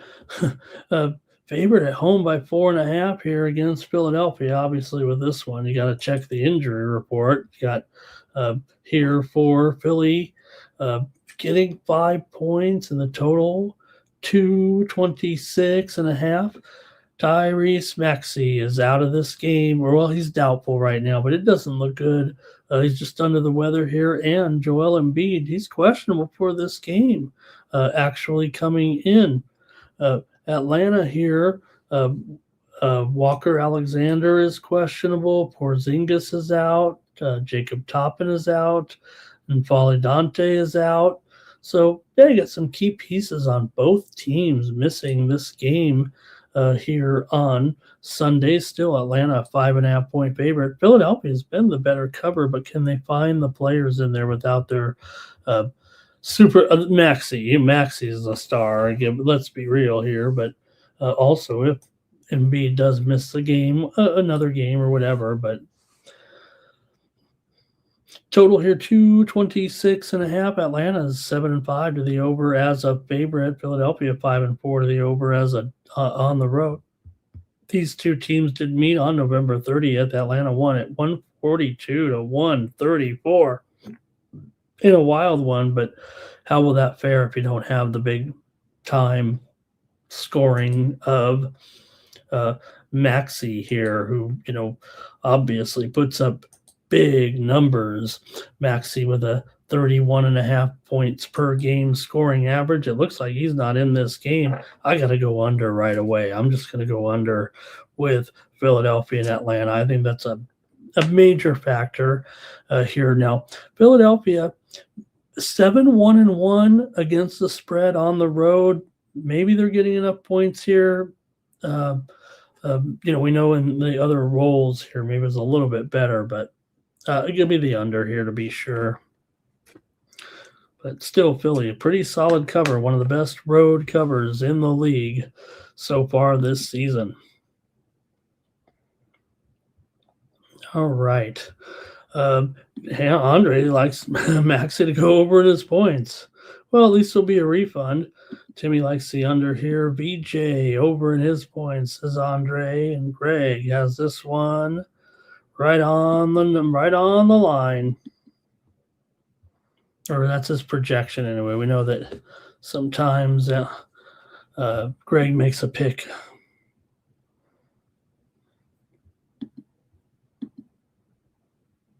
Oops, I got the right game there. Yeah. All right, the Bucks are going to be on the road taking on the Nets here. The Bucks coming in 11-15. They are in here off of a win over Boston. It was a good win for them for sure.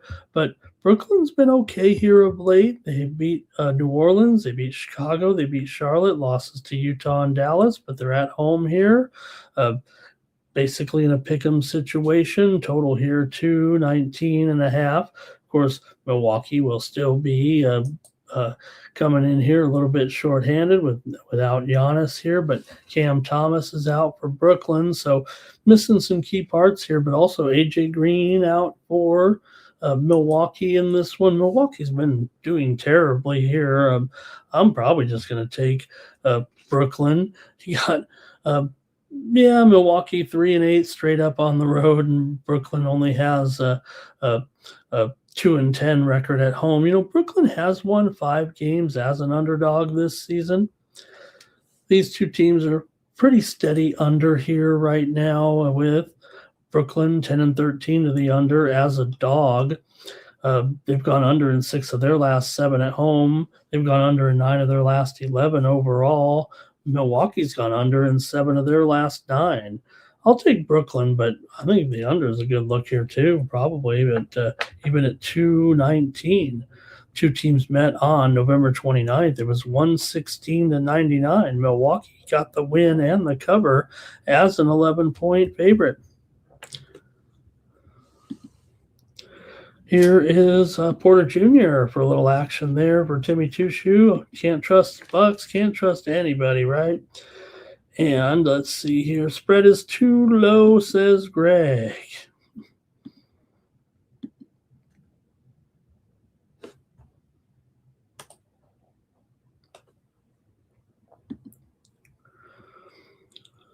All right, the Pelicans are going to take on the Bulls here Sunday night, with the Bulls favored by 4.5. Total 243.5. This one's at 7 Eastern, 4 Pacific. New Orleans coming in 4-22, but hey, they won last time out over Portland at home, crushed them by 23. Meanwhile, Chicago finally got a win to snap their losing streak as well, as they beat Charlotte 129-126.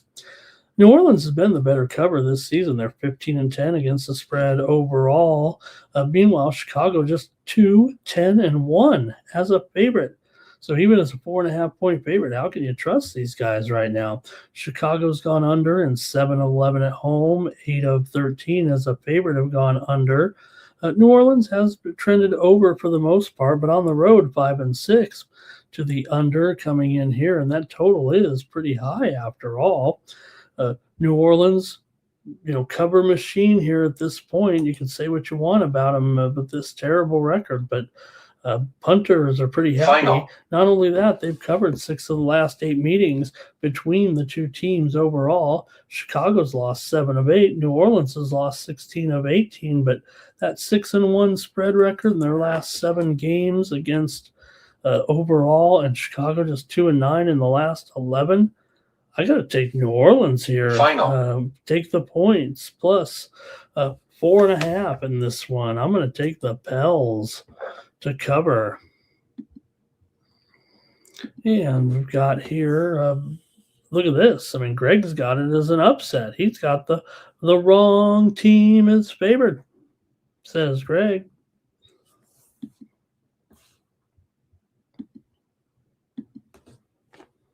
Oops, I think I missed one here. Yeah, can't forget the Lakers. Okay, this one has seen some dramatic movement here since over the last 2 hours, 90 minutes to 2 hours here with the Lakers on the road here against the Suns. Mostly personnel related here, possibly, as we get the injury report here and know that Austin Reeves, I think we all know he's out now. He's going to be out for a little bit here, a couple weeks for sure with that calf strain. But Devin Booker also questionable in this game. Dylan Brooks questionable. Isaiah Livers is questionable here. So Maxi Kleber is out for the Lakers. So we've seen this one move here a little bit with the Suns coming in 14-11. Lakers come in 17-7. These two teams did meet back on December the 1st, and the Suns won at 125-108 in a big boy win on the road at the Lakers. Phoenix is 9-3 against the spread at home. The Lakers are 9-4 against the spread on the road. So tough game here, good game here, but the Lakers is a road favorite, and that spread is moving. You could argue that missing Reeves is, I don't want to say just as important as Luca or LeBron. We've seen them without those guys here of late, but man, Phoenix just beat them. Will the Lakers, do they feel like the type of team that goes out and gets revenge when they need it? Or they just win the games that they're supposed to win? And are they even supposed to win this game? The Suns are 4-8 to the under at home. Lakers are 6-7 to the under on the road, but the Lakers have gone over in 7 of their last 8 games coming in. I'm just going to take the Phoenix Suns here to win this one over the Lakers. Give me the Suns on Sunday night. All right, and let's see if the chat has anything here in this one. Greg says Phoenix is tough at home, and he likes them here to win this game by 4 or in a slide over. Andre says Lakers money line and over.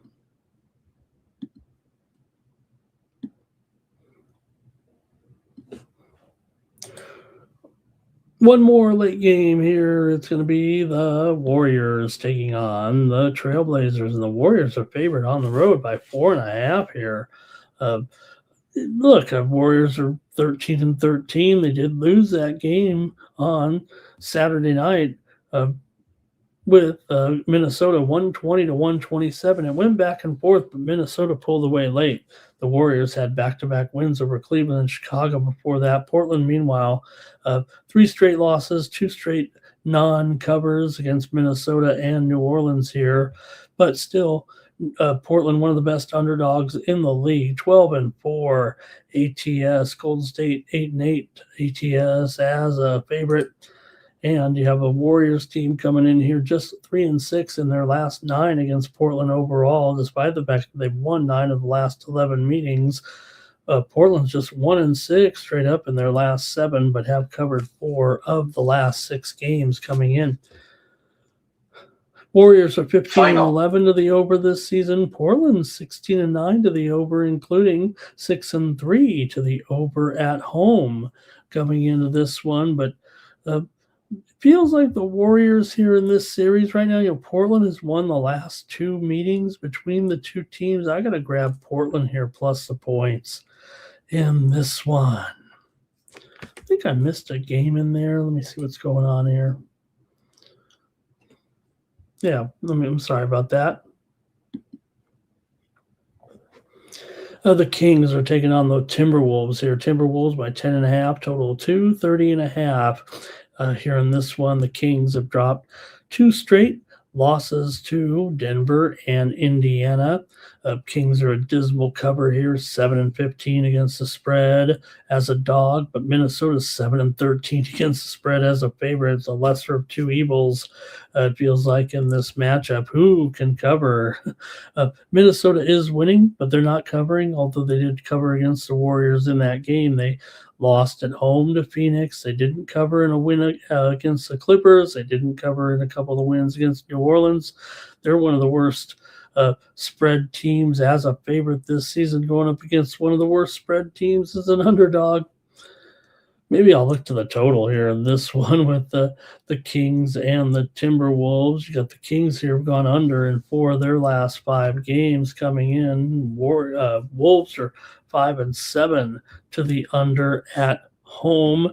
Kings won the last meeting 117-112 at Sacramento, but Minnesota won at home 124-110 as the home team has won and covered in both of the previous meetings so far this season. I'm going to take the under here with Sacramento and Minnesota here in this one. The last one went 229, and the previous one was 234. We're looking at 231.5 here. I'm going to take the under with the Kings and the Wolves on Sunday night. All right, Greg likes let's see here. Andre likes the Timberwolves on the money line. Greg says he's got it here. Oh, he likes Minnesota. Let me see here. Yeah, he likes Minnesota there, but not to cover. Minnesota favored by double digits. He's got it by 7. Greg says they play better on the road. And that's a look at the basketball, NBA style. I got one game in college basketball. I'll look at here real quick. Really, uh, really weak schedule in college basketball on Sunday. And hey, you got NFL. You're going to be mostly concerned with, but I'll probably have a package of games actually in college basketball. But let me preview the best game of the day for sure, and it's between St. St. Mary's will take on Boise State here on Saturday. And the game of the day in college hoops, got uh, St. Mary's coming in here, looking pretty strong right now. Good record coming in, 9-1. Boise 7-3 here at the Extra Mile Arena this season. Boise here won 3 straight with wins over Chaminade, Butler, and Duquesne. They covered against Butler. They covered against Duquesne. St. Mary's, meanwhile, also looking pretty good. They're 6-2 against the spread as a favorite. They just covered 70-61 on the road as a favorite at Dayton, winning by 9, covering 8.5. Yeah, they failed against Vandy, but pretty good team that they won and covered at home against Virginia Tech. They failed against Wichita, and they failed against Arkansas State, except they did win those games. Boise is 2-7 to the under so far this season, 1-6 to the under at home right now, but I don't know, man. Against St. Mary's down here at 137, I have my suspicions here in this one, and I'm going to go over actually in this matchup. I'm going to go against the trends here. I'm going to go over in St. Mary's and Boise State. The two teams did meet last year, 67-65. Boise got the win as a 2.5-point dog here at the Extra Mile Arena. They also won the year before here, 63-60. So yeah, both teams did go under this number, but I'm going to go over here right now with these two. St. Mary's has had a few overs here of late. They went over in that Vandy game. They went over against Arkansas State. I'm going to go over in this one. St. Mary for Timmy Tushu. Andre's on St. Mary's money line. Yeah, I think that's going to do it for the basketball. We got a lot of games, so I hope we don't mind. Just not too many. Washington State at USC, pretty nice game there. 7:30 Eastern, 4:30 Pacific. Although Washington State does not have a good record there, and it's not a conference game. It's an old Pac-12 game there, and there's some other okay matchups here, but a lot of them are regional. Troy and UAB, pretty good game. Let me go to the hockey here. Oh, great. Quick revenge there. Let me go to the hockey here. We're coming off a pretty good night here on Night Moves on Saturday with the action in the National Hockey League. We had a few winners here along the way last night, including the Minnesota Wild over Ottawa. We brought that one home. We had the Sharks as an underdog over Pittsburgh, right? We had the under in the Lightning and the Islanders. We had the over with the Canadiens and the Rangers. We had the Golden Knights over the Blue Jackets last night. We had the Hurricanes over the Flyers. I know they were favored, but we had them there. So, yeah, we brought home a few winners there with the early card, at least on Night Moves yesterday. Let's look at the games here tonight. There are 6 games on the hockey card. We'll start it off here with the Canucks are taking on the Devils here on Sunday. This one does go off at 12:37 Eastern, 9:37 a.m. Pacific, with the Canucks going to be an underdog on the road here against New Jersey. But look out. I mean, New Jersey's kind of struggling here of late. Yeah, they're coming in off of a win over Anaheim. They also beat Ottawa 3 games back. But Vancouver, we know they've had certain struggles, but they are 7-7 as an underdog here this season. I kind of want to give them a big shot here, actually, in this one to I think at plus $1.15, I might be on Vancouver here against New Jersey. I don't doubt that New Jersey here still 18, 13, and 1, having won 2 of their last 3. Vancouver is just 11, 17, and 1. They're one of the worst teams in the league here, but I don't know. Here on Sunday, I'm apt to want to take a dog here in this one. And Vancouver, the fact that they, did play pretty well against Buffalo here on Friday night, losing 3-2. I want to give them a shot here. I have Lankinen in there. Talk that it could be Demko. Talk it could be Allen here right now, but with it unsure, I'm taking Vancouver in this one plus $1.15. I'm gonna take the Canucks here over the Devils in this one on Sunday night. For Vancouver here, they have one. Let me get this right here.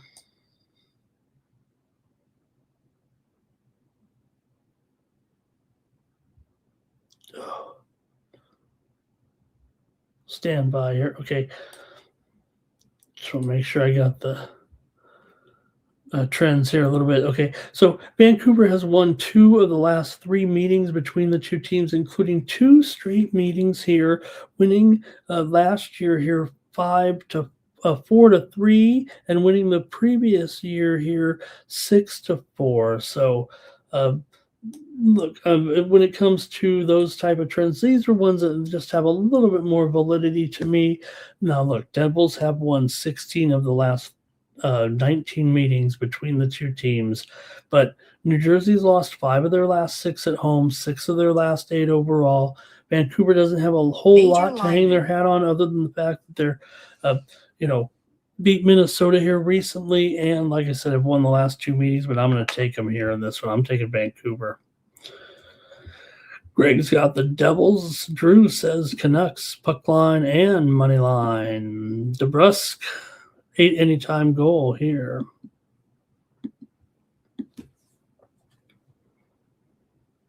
Utah Mammoth on the road here against the Pittsburgh Penguins. The Penguins have fallen apart here all of a sudden. I mean, things were going good. I mean, what's going on? You're 14 wins. Then they want to get in this trade. I mean, maybe the Oilers dangled enough in front of them, but you did deal. Tristan Yari has been pretty darn good. Utah's lost 3 of their last 4, but they're coming in off of a win over Seattle, 5-3 at home, but hitting the road here. Utah, not terrible, 7-10 on the road, but Pittsburgh 6-5 at home so far this season. Utah just 2-12 their last 14 trips here, but Pittsburgh has lost 6 of their last 7 at home. They've lost 4 of their last 5 overall. They have owned this franchise, talking about the Utah/Arizona, winning 9 of their last 10 here. But I'm going to take another look. Utah is actually favored in this game at $1.30. So I think that's a sign here a little bit, if you know what I mean. I'm going to go ahead and take Utah in this one. Utah did win their meeting here last year 6-1. They've actually won 2 of the last 3 meetings between the two teams, and I'm going to take another road team here. I'm going to take Utah over Pittsburgh on Sunday. All right. Penguins for Timmy Two Shoes. Greg says the Penguins just flat out cost him there in that game on Sunday night, losing to the Sharks. So, yeah, I'm going to come back in here on the Mammoth here in this one. Utah for Andre. Greg says Pittsburgh 4-3. All right, the Flyers are taking on the Hurricanes here on Sunday. The Hurricanes going to be a 225 favorite, total 5.5 over 20. Hurricanes are 29-2, winners of 3 straight. Flyers, meanwhile, have lost 2 straight to Carolina and to VGK, but the Flyers have been ultra competitive. They're in every game. They're just not coming through. Meanwhile, Carolina had to work hard just to beat Philadelphia and Washington here. I think the Flyers can definitely stay in this game. They're 17-4 as a puck line underdog this season. Carolina is 10-18 as a puck line favorite here. So Philadelphia's lost 7 straight meetings to Carolina. 6 of the last 9 meetings between these two teams have gone under. Carolina's also won 6 of the last 7 meetings at home between these two teams. But like I said, Philadelphia pretty good there. 17-4 as a puck line dog here. Give me Philadelphia in this one on the puck line against Carolina here. The minus 225 on Carolina gives Philadelphia a decent shot here on this line at plus 1.5 minus $1.35. I'm going to take Philly on the puck line in this one.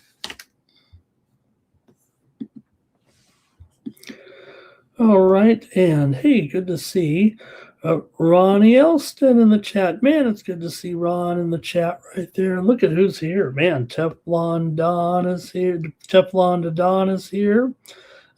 He's talking about the Penguins and that rough effort there last night. And who else is here? Cal Dog says they let the Sharks come back. Tom Regard likes the Penguins. Ron, great to see you. Great to see you, Ronnie Elston in there. Islanders came through. Great to see you, Ronnie. Final. All right. Let's see. Flyers here for Andrew. Greg says 4-3 Flyers. Doesn't trust those Canes. Cal Dog on the Flyers here. Timmy Tushka says Aho and Svechnikov were nowhere to be found. Okay, gotcha. And let's see here. Teflon Don says, how about the Canes in 60 minutes? I can't do it. I'm going to take Philly in this one, even though they never beat this team.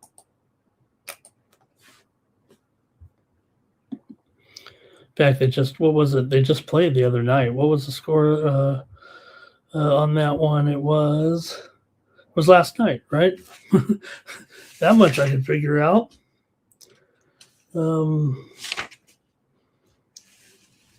Yeah, so they're turning around and playing in Carolina. Okay, I got you there.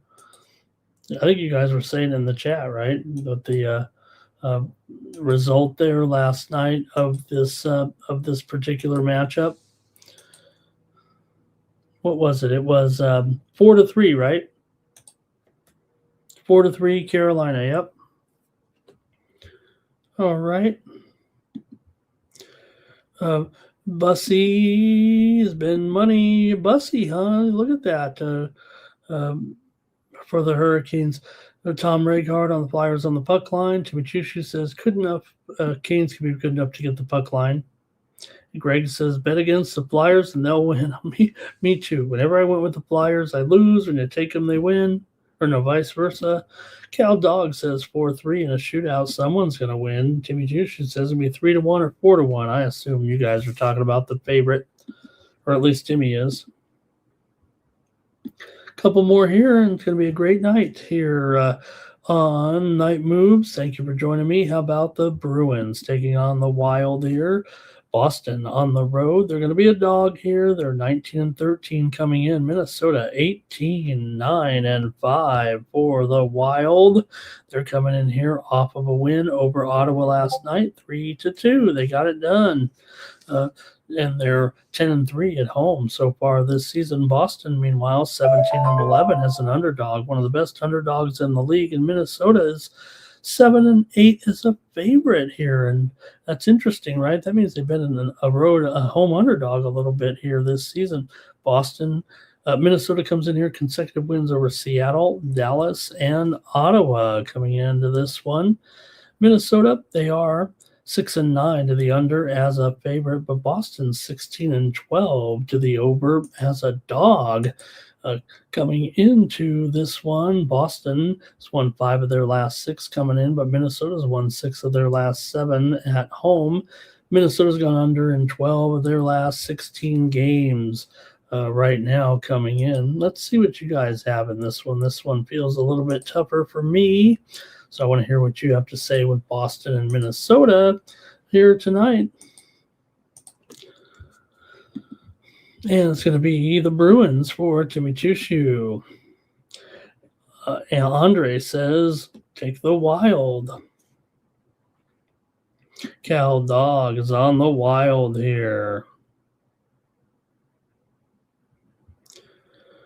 Hey, there's Zach Rossi in the chat. Hi, Zach. He's on the Wild. You know Timmy's all over geeky. He can't stop. Can't stop. 3-2 Wild. And Blackhawks there. Yeah, they've kind of given some back there a little bit. Okay. Boston puck line for Andre, and Pasta for an assist, says Timmy Chushu. All right, I got to make my call here in this one with Boston and Minnesota. Like I said, I think the thing for me is you got a Boston team here that is 17-11 as an underdog. Minnesota 7-11 as a favorite. Give me Boston here in this one on the road. I've got all road teams on Sunday. Uh-oh. Tom Regard says, take the Wild. Oh, that one's going to go for 6. Cricket, anyone? Okay, here are the Oilers. They're on the road. Is it going to be Picard? We saw, great job there to get in there on Sunday for new Edmonton goaltender Tristan Yari. He got the win 6-3, but probably going to go to Picard here in this one on back-to-back games here. Edmonton 15-11-6, Montreal 16-11-4. Is the total really 6 under 15? This total should be 7. Come on. Yari's not in. Picard is in. Dobish is in. Dobbs has been, is he in? Who knows? Is Montembeault in? Whatever the case may be, they've been terrible. Fowler was in there yesterday, and he was giving it up also. So Canadians haven't fixed anything. You got to go over in this one. This one should be 7. Have we even seen a 7 this year? How is this 6.5 under? Montreal's 12-4 to the over this season. Edmonton's 19-13 to the over, although there are 9 overs and 9 unders on the road, but still, these two teams met. Last game was 6-5. Edmonton got the win. So, man, this is going to be 7 all the way. This is one of my favorite games of the night for sure. I'm taking the over here with Montreal and Edmonton. I don't mean to just rush it here a little bit. We can cover some of the numbers, but Edmonton's gone over in 4 of their last 5. Montreal's gone over in 10 of their last 12 games at home. They've also gone over in 15 of their last 20 games overall. We know these Canadian teams have been going over here all fall here, at least for the last 2 months, it feels like right now. Montreal just went over in that game against the Rangers in a 5-4 loss. Meanwhile, Edmonton was 6-3 against Toronto. Give me the over in this one. You better believe it. If it's Picard, you got to go over, says Timmy Chushu. Andrew here on the Canadians. And let's see here. Greg says, who won that game last night? Who did win that game last night between the Rangers and the Oilers, right? I mean, it came down there to a wild game, but the Rangers won it 5-4. I think that's what he meant, right, over the Canadians? Yes, 5-4. Yes, 5-4. Canadians got the win there, or the Rangers got the win there last night. Rangers won it. I'm going over.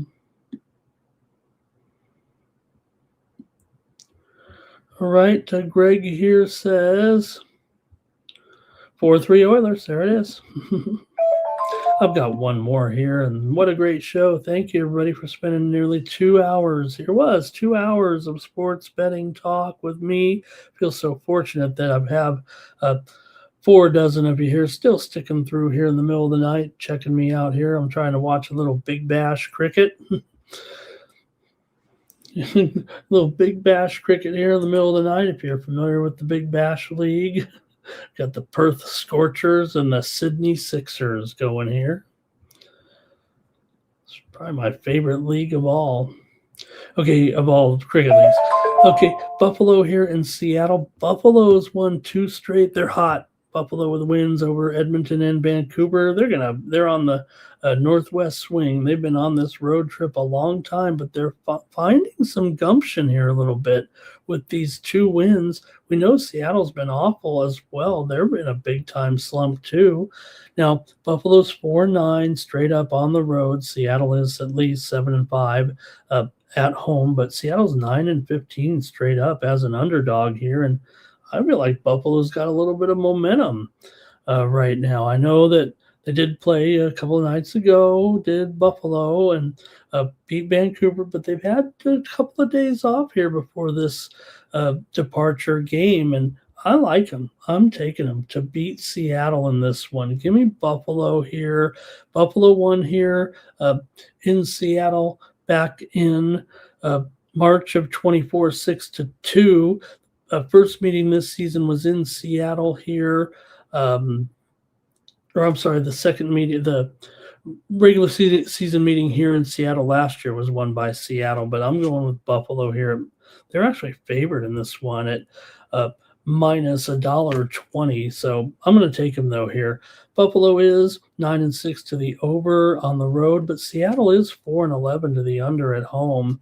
So I'm going to go ahead and take the Sabres here to win this one on the late game. Seattle's lost 7 of their last 8. Buffalo, they've lost 7 of 8 meetings here in Seattle, and they've lost 10 of their last 14 on the road. But Seattle's struggling here, and Buffalo actually showing some life with 2 straight wins. I'll take them in a 3rd straight game. Give me Buffalo. Sabres for Cal Dog. Buffalo for Greg. And Andre says take the Kraken. This has been, I will give you that. It has been a long trip for Buffalo for sure. But I think they found something here. All right, that's going to do it for the show. Hey, make sure you go over to Tony'sPicks.com and check out our premium picks over at Tony's Picks. I'll be coming in with some winners here on Sunday. I'm going to go with a prop package for the late game. I'll have some other games as well for a great card on Sunday. Check me out over at Tony'sPicks.com and use the promo code TonyT at checkout to save 15% off all premium pick packages. Take a look at the handicapper leaderboards and see who's hot on Saturday. We had some great cappers here making a big strides. Ron went 5-2. Alessandro had a win there on Saturday as well.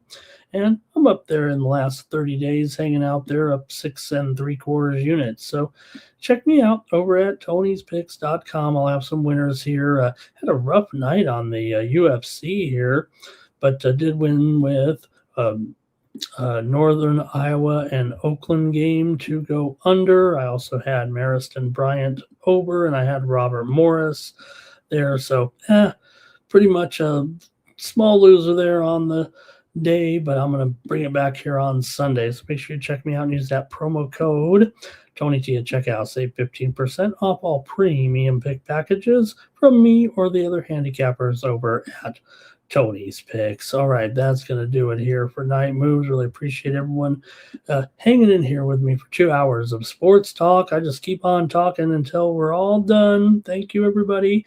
Make sure you tune in to the Tony's Picks morning show tomorrow, 9:30 Eastern, 6:30 Pacific. Tony has his panel going over all the games for an NFL Sunday, so should be a pretty awesome day here on the Tony's Picks YouTube channel for Tony'sPicks.com. I'm Ramon Scott. So long from Night Moves.